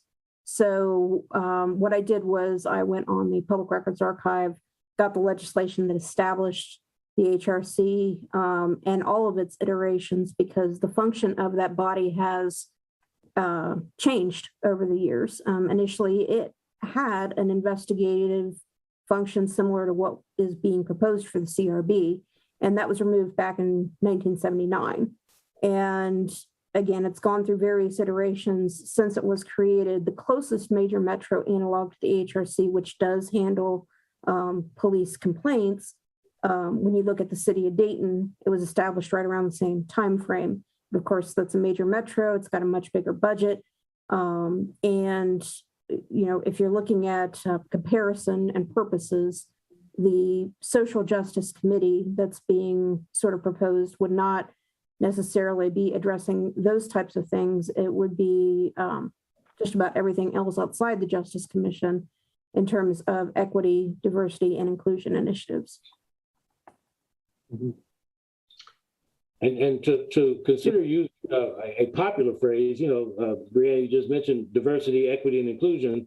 You know, that's, you know, it's the need for that is not new, you know, but the prevalence of DEI initiatives is fairly new as of late. So certainly, I think that's probably offers some verbiage that ought to be employed, you know, in what we're putting together now. And to focus on those types of things. You know, again, when you look at it, it's dealt with from sometimes an employment perspective, but from a community perspective as well. If you consider, you know, diversity, equity, inclusion, and what those words mean individually and collectively. You know, maybe that can be the tagline, if you will, of the Social Justice Commission. So again, just the point is, it's more of that and DEI type things and less of police related actions. Okay, I see Jessica's hand up. Go ahead, Jessica. Yeah, I would just like to ask a clarifying question because when you all started discussing a justice system collaborative or commission, I thought it was with the idea that they would be able to look at policies of the police department and make recommendations, much like the Justice System Task Force, which, as Kevin noted, is very separate from HRC, which does not make recommendations to the police department. So I would like someone to just clarify what happened to that piece of the Justice System Commission, if that piece is going to be under the umbrella of this new commission, and if not, then are we really just renaming HRC? Mm-hmm. Yes, and. I mean, literally, as Breanne alluded to earlier, you know, she looked at the history and the various pieces of legislation that established HRC, and it has morphed over the years and moved away from involvement with police-related activity. According to the discussion that we had earlier with the CRB and the number of council persons on the various committees, we want to have separation. The CRB would handle, at this juncture, police-related things. The Social Justice Commission would be more on social issues, DEI, things of that nature. And again, we need to start with that separation so we don't end up morphing to the point where we're starting to overlap and getting into potential sunshine law issues. One comment, it is Lisa. The review of police policies into the CRB is a very significant expansion and change in scope.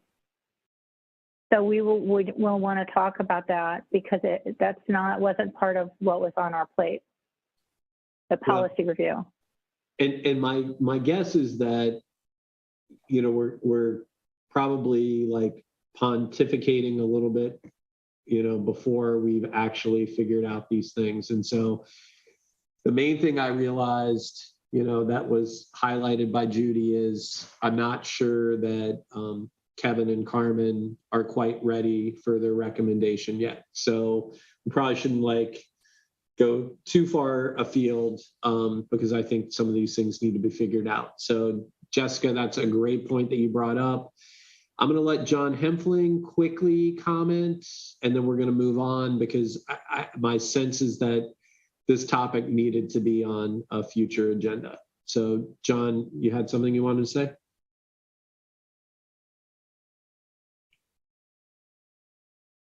Thank you. Yep. Yeah, I mean, I guess it's very similar to what Jessica said. I myself wouldn't say that it's necessarily more than 50% chance likely that a CRB will necessarily be created. And so I would certainly fight taking the Justice System Commission off the books in the theoretical anticipation that the CRB is necessarily going to happen. Basically, sort of the same thing that Jessica says. If you want to appoint an HRC, you don't have to abolish the Justice System Commission at the same time. I would also say if you're going to appoint one of these bodies, you should appoint the Justice System Commission first. Like, it's objectively council's second most important committee after Planning Commission. Again, I don't want to take up a bunch of council's time. I would like to work on justice system issues. There's several things off of the top of my head that I'd like to work on, but again, I don't want to take up too much of your time. That's about it. All right, thanks, John. Thank you.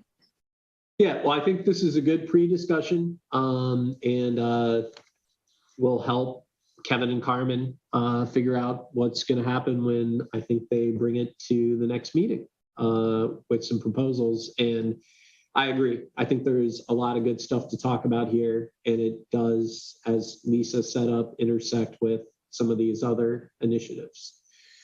Okay, so we added the item about being a fiscal agent for a Yellow Springs Community Foundation grant. Kevin? Yeah, I don't have a lot of other information other than the fact that, as the new liaison to the chamber, at the first meeting I attended 2 weeks ago, almost at this point, I was asked by the chair of the board for the chamber if I could bring that to council, asking whether it's council or the village government would be the fiscal agent for funds that they were going to request. I don't know that they've received the funds yet, but they're certainly in the process of requesting funds from a grant from the community foundation that would be used for staffing. I am fairly confident that it'll be directed to an executive director for the chamber, but there was also, again, talk of a support person working part-time potentially. And I asked Mark if he had something in writing. I think he was planning to attend tonight, but got quadruple booked and couldn't make this one. And I reached out, and I don't know if he actually responded, if he had something for me to share in writing, but that's the gist, if you will, of what the request is. All right, good. And I think this is great to bring up because we have discussed how the village and the chamber can collaborate more because, there are intersections on our mission. I see Josue and Breanne have some comments. Josue, go ahead. Yes, Brian. I want to say two things. One, we have made these similar partnerships with the chamber, particularly the Shredded Day. The Shredded Day is, in the past, has been a joint grant application that the chamber applies for, and we're the fiscal sponsor for receiving the grant, and then ultimately we pay for the shredded service. So we have done similar things. Because of the scope involves personnel, and I'm not sure what all the details will be, I would like to be able to follow up, Kevin, if that's either with you or with Mark, and I would need to have follow up with Breanne and Matt if the scope of the accounting, what it entails, so that I make sure that we are properly booking the grant, if we're going to book the grant on our end, and how we'll designate the expenses. Yeah. I don't know if you're Concerns were around that. Just that we need Matt to communicate with our outside audit team related to our fiscal agent responsibilities. Again, we have designated YSDC as our economic development agent rather than the chamber, but that does not seem to be a hurdle for acting as a fiscal agent for the grant. It would just be a matter of whether we have the full audit compliance, because as Josue referenced, this is more than just a shredding event. This involves personnel. Right. Well, I'm in communication with Mark, so I will carry your concern to him and just ask that he get with you all to make sure. I mean, I'm sure dollar amounts, he'll have that information, and sure we can work together to make it happen if everything falls in place. Did it come up that the YSDC could be the fiscal agent? I don't. Yeah, no, because it was, as a sidebar, there was a conversation about the community foundation and the YSDC relationship in that regard. So that part of the conversation was muted for that reason. All right, well, it sounds like a good fit. So thanks for bringing that forward, Kevin, and thanks for liaising with the chamber. Okay, so then the next topic I have is a process for handling, I guess, complaints about council members. Kevin. Yes, I will take the lead on that. Brian, if you would just allow me to lead the conversation, and in that the complaints have been directed towards you. It's your discretion whether you want to recuse. But we have received, most of the letters that we have received are in the packet. There are several letters. They seem to be narrow in scope in terms of the issues that folks are bringing up. In other words, there's maybe two primary issues that a lot of folks have echoed their sentiments on. And again, those are in the packet. A lot of them just came in late as they were still coming in today. But in general, I feel an obligation to begin this conversation as Vice President of Council, because the complaints at hand, were I'm going to say they were about you, Brian, but I think one could argue that there's a line of demarcation between Councilman Housh and Brian Housh, and I think that line of demarcation needs to be identified when we deliberate about the nature of the complaints. And so, in general, I'll speak to the people in general. When a complaint comes in directed to the President of Council, the onus is upon the Vice President of Council, in this case me, to field those complaints, look into them. I don't want to say investigate, but certainly consider all the tenets of the complaints. And of course, if complaints come in for any other members of Council, the general process would have Brian Housh as president investigating or looking into those. And so in an effort to assure the public, that we do take any complaints seriously, we want to give them, a proper airing. I'll look into the ones that we receive. I'll follow the guidance of our solicitor or even external counsel if we need to. But we will make some effort to respond to each of the complaints individually and or collectively, depending on how they came in.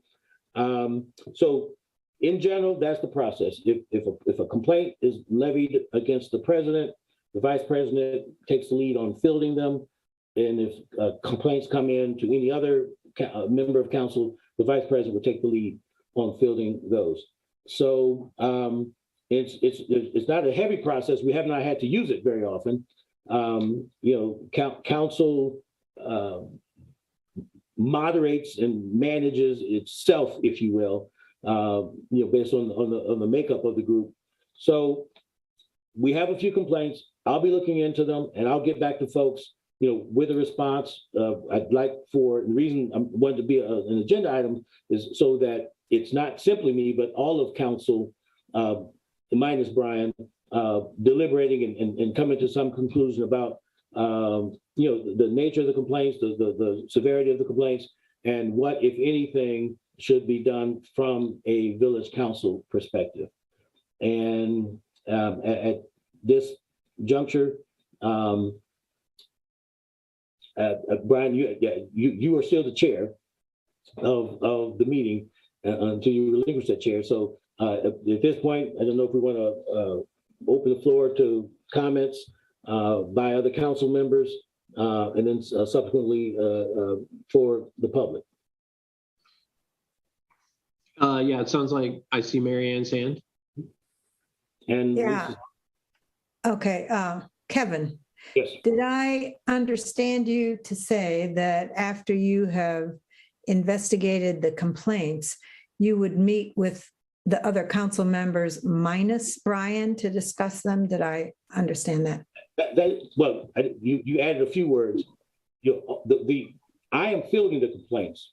All of council would consider them, and we must consider whether, when the complaints are against one person, do we have that person involved in our discussions about them or not? Again, this is a sort of a loose process. We haven't had to really implement it in my tenure. But I won't be performing any independent action besides fielding the complaints and ensuring that all of council has access to them. Yeah, well, Kevin, there were complaints against you and me. Council did not have any process for that. There was also another complaint against me that was done in executive session. So this is I'm not sure how you came up with this. It's not something written, is it? We're following the guidance of legal counsel, just trying to make sure we stay ahead of it. And you're right, Mary Ann. I think what you and I did, I think the response that you and I made got in front of the issue before it really had an opportunity to come to council. That's my interpretation. We issued statements. We apologized, for what for our alleged offense, and I think that put the issue to bed. Okay, I see Lisa's got her hand up. So I appreciated what you said when you first started out about, speaking from my own lived experience on council, it can be challenging to compartmentalize across issues and identity. And, sometimes I would like to be just Lisa, the community member, but that's not how it works. We're always kind of public people. And I think particularly, and maybe it's a policy about social media behavior, because I think this is where the challenges of, if you're posting in social media, who are you? Are you Lisa or are you council person Lisa? And, the way I've handled it is when I became a council member, I just got off social media. But I think we do need to all be vigilant around our public and private identities. And, I think we do need to have a documented process, but I also feel like we have a lot of work to do, a lot of work with economic development and infrastructure and housing and our budget. And I think we have to just really double down and all of us get centered on professionalism and the reality that we are public people and are always to some extent representing our council role, even though that's difficult. Yeah, I agree, and you're right, and it's and I would use my most recent examples regarding the Oberer PUD, where for various reasons, as a council person, I was advised by the Ohio Ethics Commission to behave a certain way or not behave a certain way, but I took the pains in some instances to declare up front, that I was speaking, as a private citizen. I don't think we need to put that disclaimer out every single time. I think sometimes you just consider the source. I mean, I'll use a technical example. If I'm sending you an email from my village email account, I am intentionally or not representing my seat as a village council person.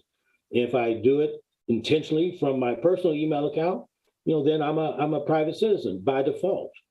So you're right. The whole social media thing does sort of amplify, all these interactions. And I would just reiterate, that there is that line of demarcation, and we need to certainly consider that, when complaints have been forwarded to us. And yeah, that identity is a big deal. And perhaps there's some additional verbiage that can be put into our rules of engagement, if you will, the way we interact with each other, as council people. So there's always room for improvement in that regard. But my goal here was to be public and upfront, about the situation, so that it can be handled and that folks know that we're not ignoring the voices of the citizenry. Yeah, and I appreciate that, Kevin. I do think there is a further discussion to be had. I know the school board is also talking about activity on social media and whatnot, so I'm open to that. Carmen, do you want to comment on anything?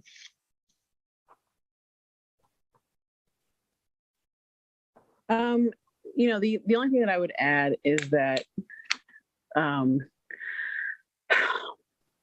the truth is the truth, but sometimes what's perceived as the truth is more important, right? Mm-hmm. And, I just want to be sure that, especially when it comes to social media, there's like accountability there. That's all I need to add right now. Yep, that's a good addition. Okay, so I think,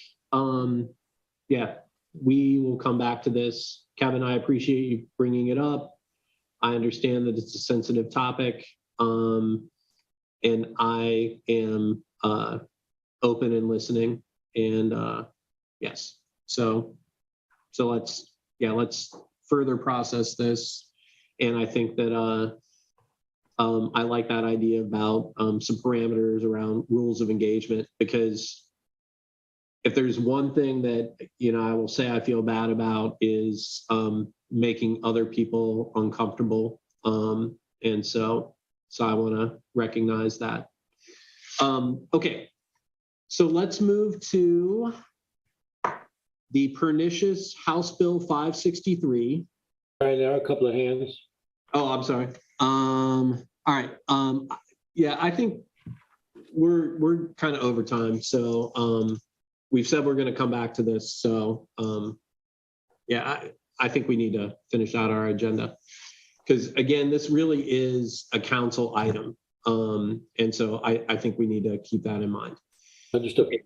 So House Bill 563. All right. So this is the legislation that's just been introduced that is basically designed to take away all power of a municipality to have any control over basically transient guest lodging.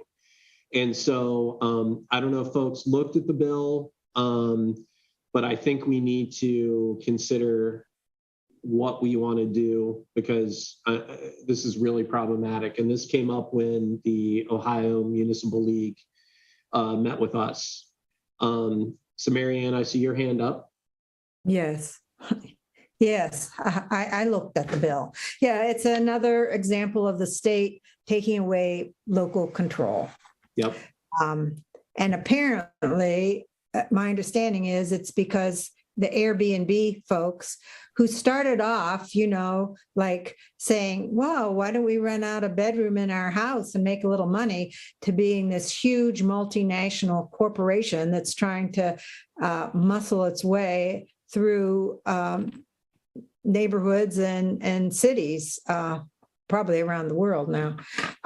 So I would like to know, what did the municipal league say? Are they coming out against this? Josue, did they say they were coming out against it, or just alerted us to it? In our meeting, they were evaluating the impact of the bill, and I've got an indication from Kent that they were going to side on with the municipalities as undermining home rule authority on this. And if one thing we can count on the OML doing for municipalities is defending home rule authority for municipalities. So I think that this particular issue does fall well under their purview and their advocacy of the home rule authority for municipal governments. Well, I suggest that we write a resolution to the municipal league, to the House, and I guess to the governor, firmly opposing it and saying why. Mm-hmm. And one of the things that was highlighted in our meeting is that the reasons for what we've done with our policies should resonate with the Republicans, who are largely part of townships and whatnot. Because, ultimately, this is changing the character of, small town. And so, yeah, I think that resolution is important. I think we've got to go and testify as well. And this was just introduced. So what typically happens is there are 3 committee hearings. So I feel like this is one that's kind of a big deal. Yeah, I don't know if there are other thoughts. Lisa, I see your mic on. I didn't turn it off last time, but I totally agree. And I would think that we have other verbiage that we developed when we were working on the Airbnb stuff that would carry forward. I think it's really important, and I'm really grateful that it's been brought forward. I haven't read it in detail. Mm-hmm. So I have a question about that to Marianne and Bryan. I guess you folks, Bryan and Josue, you guys are pretty connected with OML, and I'm wondering if a resolution is the most effective approach, or if you might have contacts that you could just, ask OML if they're, intending to or willing to take it on, and then take suggestions from them about the best approach. I feel like we fire off these resolutions into the void on a regular basis, and Mike DeWine's the only person who's ever responded, ever. And so I just wonder, is there a better, more efficient way to affect policy? I have my strong opinions, and I'm not a political genius like others are on this, but I think all of these efforts help. It may feel like we're just sending things off into the void, but it's one more piece of letter that somebody has to open, that somebody has to document. It happens to us, right? So it does get on some record. It does make it onto the desk of the representatives. Now, maybe the aide that has to read through all of this, but my experience with the OML is that all of these efforts help. It provides backing for the advocacy of the Ohio Municipal League Association. Breanne? What I was going to say is almost identical to what Josue said.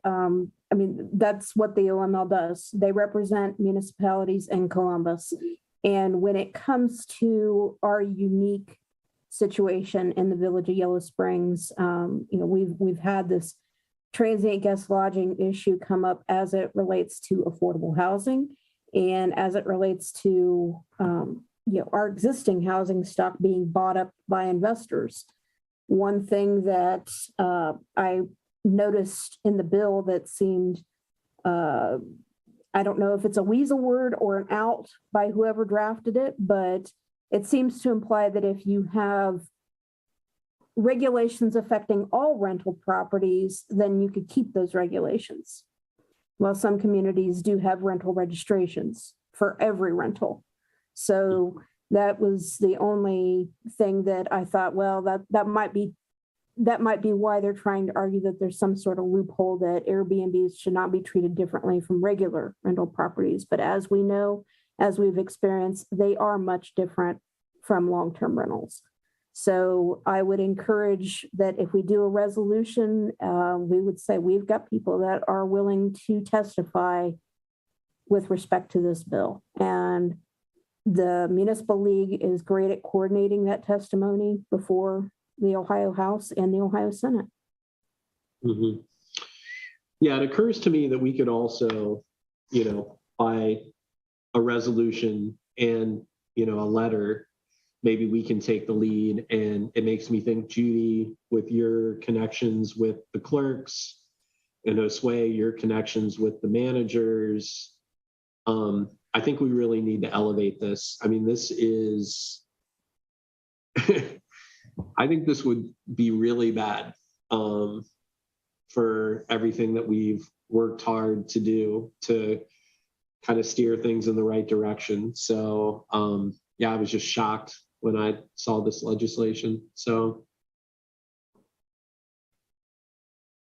we need someone to take leadership to write, whether it's letter or legislation. I guess I'd be willing to do a draft and maybe send it to Denise, maybe to help with some wording. Denise and Josue. Yes, I think between the Breanne, Denise, and myself, we can help come up with a resolution. Okay. Mm-hmm. I'll start something and get it to you guys. Okay. Thank you.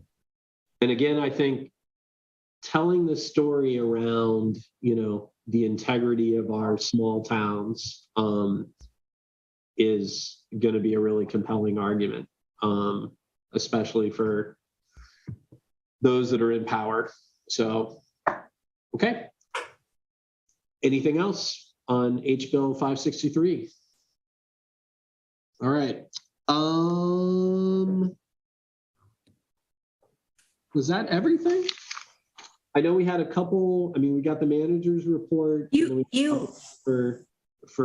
had Marianne asked about next steps with Oberer, and that's really a very quick response.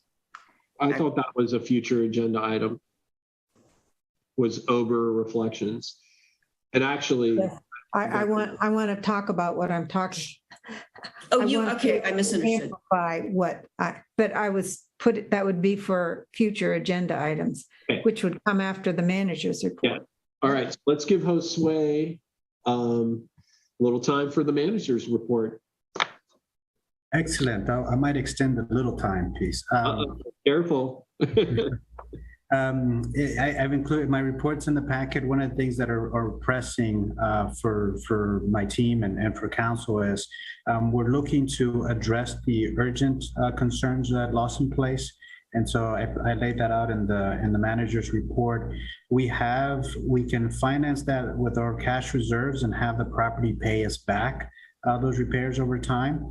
We also have a line of credit that was part of our lending package or financing packet that we can draw down from. So we have 100,000 line of credit. So I'm interested in hearing from council. What's your appetite, or what you're interested in seeing? How do you want us to address the urgent concerns? And this is primarily looking at, first is all the things that were identified in the inspections report, which we've shared with council. Then putting the units back online so that they could be leased. And none of those leases will be done until we have presented leasing documents and proposal to council, and council has approved those documents in the rental rates. Mm-hmm. But we need to get moving on addressing the urgent repairs and then putting those units online. There'll be other repairs that we have coming up. One will be the sewer line and the roof. But those, we're working through those bids and working to address those items. So that'll So be my the thought was, yeah, my thought, Josue, was if we've got the cash, I mean, why would we use the credit? So maybe I just need to understand, like, you know, is there a downside if we can cover that 42,000 or whatever it is? No, there isn't a downside. I think part of it is one, staying transparent on this project. I know that there was some criticism about the village making such a bold move to preserve affordable housing. So I'm being transparent on our end to disclose all the activities we have going on with the apartment building. And just to summarize, you know, in terms of what expenses we made, we spent $116,000 to make the down payment. And, you know, for me, I don't see that money as being lost or something what we covered. We took cash assets and put it into a real estate asset. The building appraised for a higher value than what we ultimately purchased for. We settled on $770,000 on the building. So we had a down payment of 116, and the rest was financed. So we're from a asset perspective, we bought the property under its market appraised value. So to the direct response to your question, is there a downside using our cash reserves? In the immediate future, no, we have the cash reserves to support such an expense. But I want to bring it to council. It's not a decision that I necessarily want to make without council's being fully aware. Sure. Do other council members have thoughts? Yeah, Kevin? Yeah, I guess I was, Josue, thank you for the report. It's very detailed. In general, I guess you don't have to go into details, but there were several units where you just said update.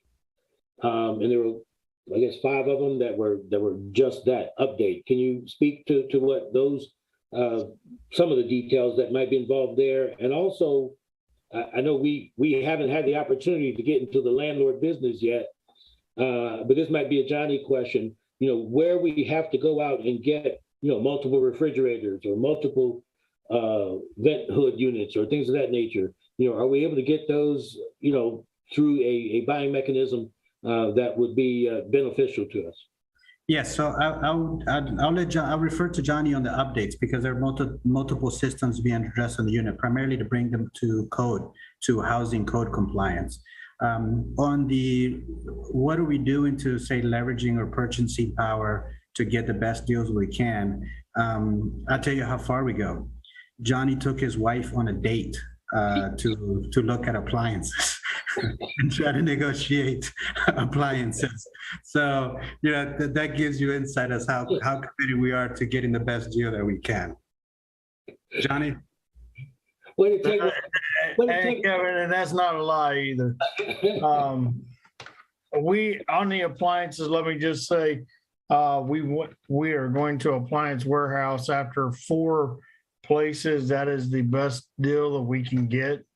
And we are getting the appliances to furnish all those units at a cheaper rate than we can get anywhere. Big Sandy's, Lowe's, Home Depot, even Sam's Club can't beat it if you order off a line. So Appliance Warehouse over by the Miamisburg is where we're getting those at. As far as the units, each unit is very unique in what needs to be done. And I did, into the PO system, I put in a generic. I have detailed what we're doing to each one of them.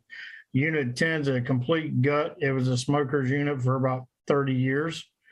Plus we got a rehang drywall, 1/4-inch drywall over the ceiling because it's a bad manufactured drywall, it won't hold paint. Unit 11 is just a kitchen update. So I can break it out if you want me to, but what we did is I had the contractors look at each unit, price each unit, and unit 10 was the worst. Mm-hmm. And I did not get to tell Josue this morning, but I was over there checking out the boiler because somebody complained it was a little cold in there, which was like 80 degrees, by the way. But we actually have the roof leak is coming into the boiler room, so I need to get on that as well quite fast as soon as this weather breaks. So, and then I have a boiler inspection scheduled for this week as well. Okay, well, no, that's certainly an appropriate detail. I understand now that, and I do see now where they're not the same updates, because yeah, like you said, Unit 10 is 3 times what yes updates are. And just as I was going through, I was just wondering, are we looking at an example of just deferred maintenance, just old equipment, something catastrophic happened? So I can answer on Unit 10. It was just nobody went in that unit for many years. And some of the other ones like Unit 11, somebody had already started and we're just finishing it.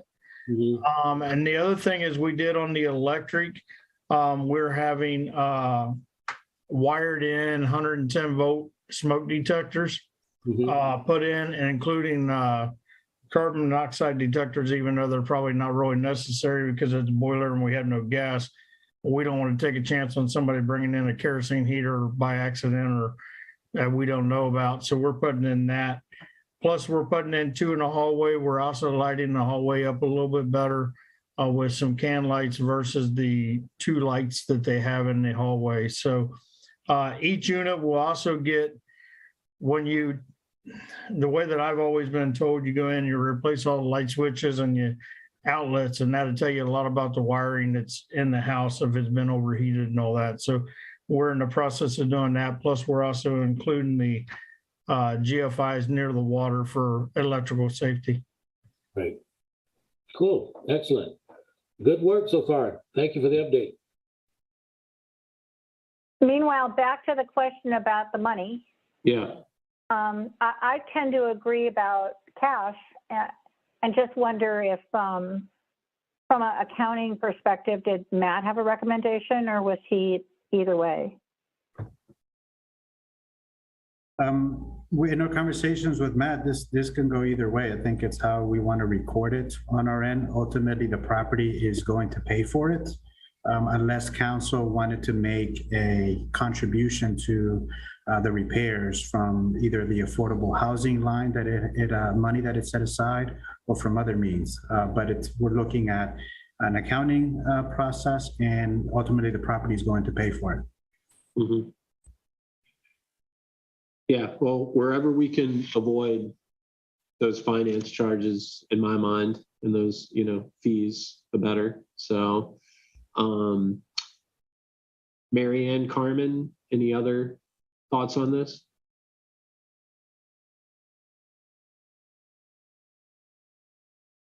Okay. Can you guys hear me? Yeah, yes. I'm having some technical difficulties over here. So I think that using cash reserves would be a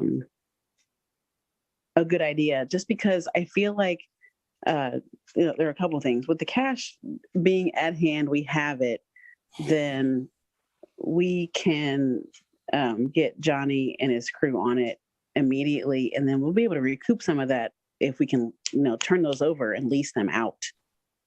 Mm-hmm. And then we don't have to worry about a whole bunch of extra finance charges and stuff like that. Yeah, some of those units I have been in very recently, and they are, yeah. So they need some love. Yeah. Oh yes. And trusting Johnny's crew to get it done is not even an issue. Like I'm confident in that, but using the cash, if it's available, I think is our best option. Great. Thanks, Carmen. All right. So Josue, I think you got your answer on that. Anything else you want to highlight? Oh, that's it on that. If I would take any questions on the manager's report that you may have. So I have some notes about what is $32 a month.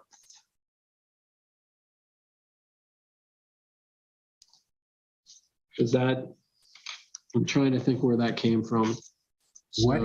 Where are you looking in the manager's report? Something that's $32 a month? I have a note about employee And then I have what is $32 a month. But if it's not resonating right away, I can follow up with you later. So it's not, it could be, we have several, the only service I can think of that is close to that price is our Infinity Source benefits management expense. They manage benefit services for the employees.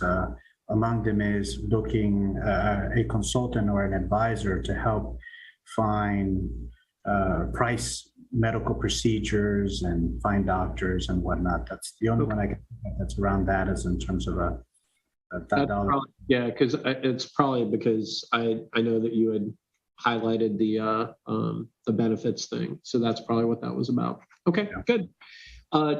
Does anyone have any other questions for Josue about the manager's report? Okay, normally on our agenda, we have boards and commissions. And so, Lisa, did you have something you wanted to do tonight around boards and commissions, or is that next meeting? You're muted. Just give me 1 second. I have to get a different headset. Okay. While she's doing that, my abject apologies for leaving off the boards and commissions from this. You're correct. It should be there. Well, that's what happens the day after President's Day. I'm back. So, yes. Sorry. Okay. I do think it is a good idea to talk about when we're going to return to in-person and whether that would need to be masked, because the camera issues and sound issues are tough. Anyway, that was an editorial comment on the side. I have motions for new commission members for Planning Commission, and there's 3 of them. And Judy sent out resumes, but first of all, there's 2 alternates that I'd like to recommend. One is Scott Osterholm, and I think you know Scott. He ran for council. He serves on BZA. There's no conflict with him being on both, and he's volunteered on many special projects for the village, and is a terrific person to work with. And the other alternate is a gentleman named Bryan Rogoski, and he has a background as a property adjuster and has done a lot of work with policy language and zoning code, particularly around applying to construction and repairs of existing dwellings. And he is really wanting for the first time to get involved with the village. He hasn't been in the village for that long. And so he's sort of, it will be a kind of a new voice as an alternate. So can I move to nominate 2 alternates in one motion, or do I need to do them separately, Judy? I think that's fine. Yeah. All right, so I move to name Bryan Rogoski and Scott Osterholm as alternates to Planning Commission. I second. Okay. And Judy, if you can call the roll, please. Could I ask a question? Sure. So given that we've just had 2 people leave Planning Commission, and we know how critical Planning Commission is, I do know Scott and I'm comfortable with him. I do not know the other person. So can you tell me a bit about who interviewed him and how you think he will be a good fit? So yeah, we followed the standard protocol. Carmen and I interviewed. There were a lot of people interested. We had an in-depth interview with him. And as I just mentioned in my overview of some of his background, he has a lot of experience interpreting policy, particularly as it has to do with construction and repair, and materials and evaluations of that sort of planning related things. And I'll let Carmen speak too, but Carmen and I felt strongly, or we wouldn't be making this nomination. Absolutely. Okay, Carmen. He clearly was comfortable in the interview and confident in his ability to serve on Planning Commission. He asked, all the right questions and answered all the questions that I think that we had kind of above and beyond. It was kind of beyond satisfactory. You know what I mean? And I'm not doubting your interviews, but given that we've had some choices that maybe weren't the best choice, I think that we need to be very rigorous, especially with Planning Commission. So thank you.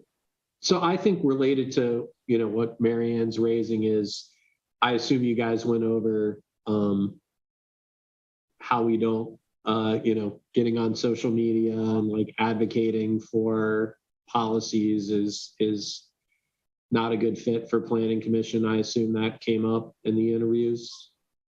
Yes, it did. Yep. Okay. And sunshine laws and professionalism and the quasi judicial role of Planning Commission and. Yep. I think we were more than thorough. Great. All right, cool. Okay, so Judy, let's call the roll, please. Yes, McQueen. Yes. Stokes. Yes. Brown. Yes.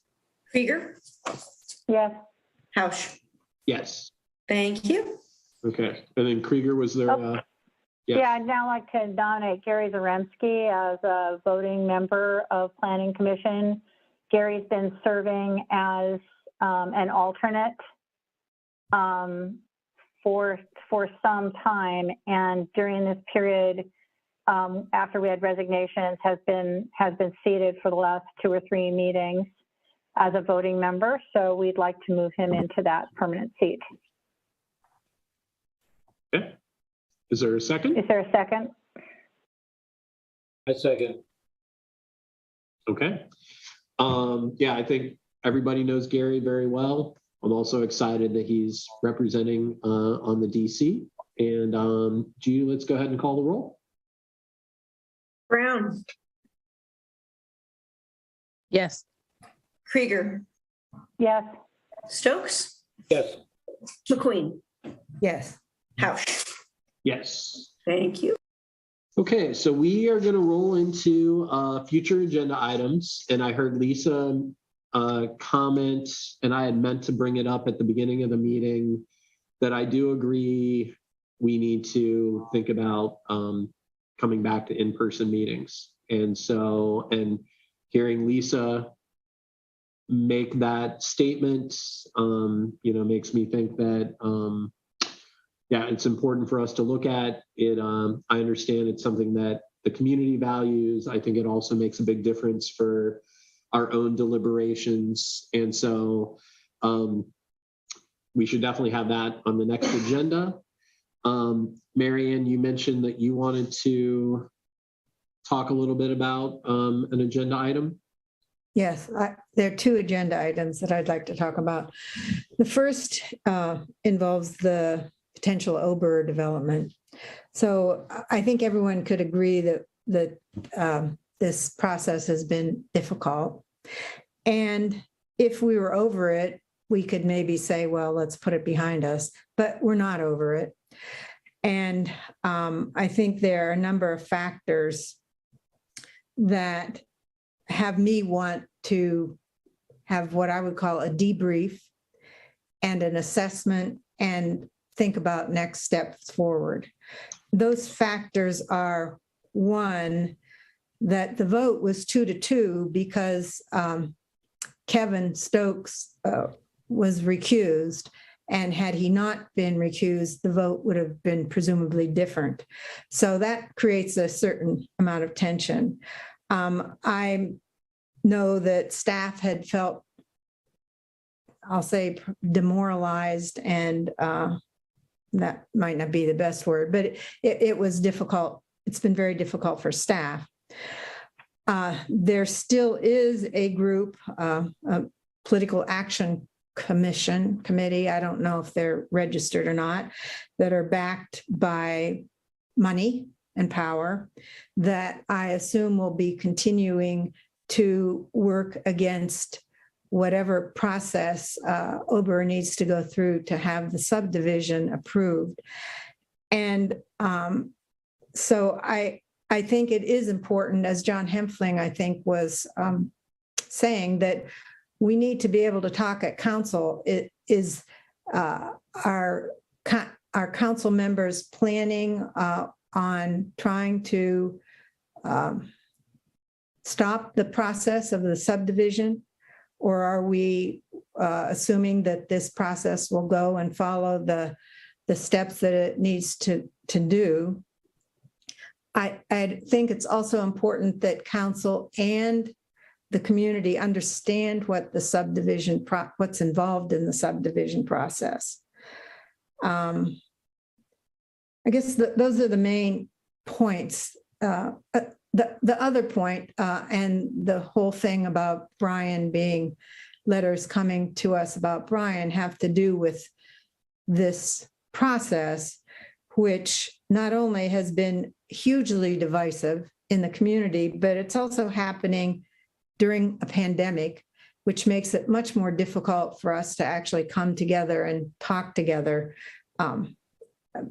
Henry Myers said something that made me think. He said, well, do council members actually talk about things together? And there was a lot of talk about this, but I don't really think as a council, we talked about this development together, particularly, or at least we didn't do it very well, I don't think. And also we're in this national situation of politicization and divisiveness. So I'm hopeful that I don't know that we're at a time where healing can happen yet. Hopefully healing will happen, but I don't know that we're at that time.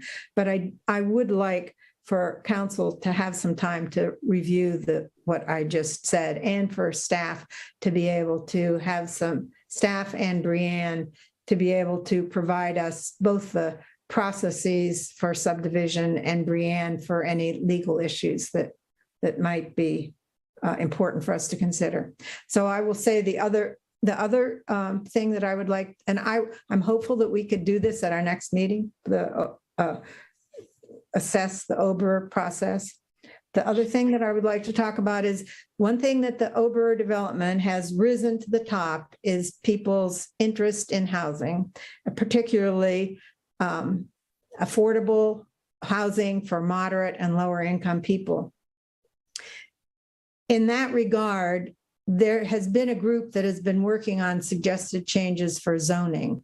So much of what is needed for housing that's affordable to middle and lower income people involves money, lots of money, and land, and the political will to have it happen.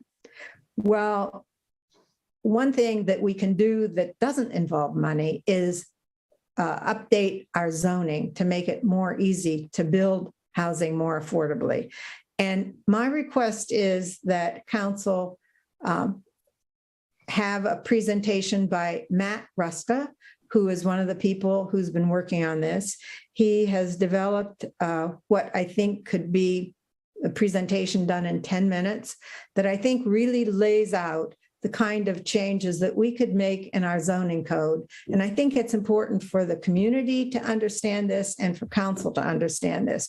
And my proposal is that we invite Matt to make a presentation, and I would meet with Matt and Josue and Denise before that presentation to review it with staff so that any comments that staff have would be modify the presentation as appropriate. So those are the two things that I would like to have on future agendas. All right, thanks, Marianne. Lisa, I saw your hand up. Well, I mean, I was just going to say that it felt like we were just getting into the agenda items and making cases for things rather than just naming. So thanks. Yep. Okay, any other future agenda items? Breanne and I have an agenda item on a settlement. Okay. And I think a resolution to accept the settlement, and that's particularly important because it would affect the language that goes into the personnel manual. Breanne, do you think we'll be ready for next meeting? It depends on OCRC. We don't control their final orders. I'll put it on the agenda. It'll slide if it slides. Yep. Anything else? Okay, great meeting. Enjoy the rest of February, everyone. And with that, I will entertain a motion to adjourn. I move. Second. All right, all those in favor signify by saying aye. Aye. All right, have a great evening. Thanks, guys. Good evening. Everyone, have a good night.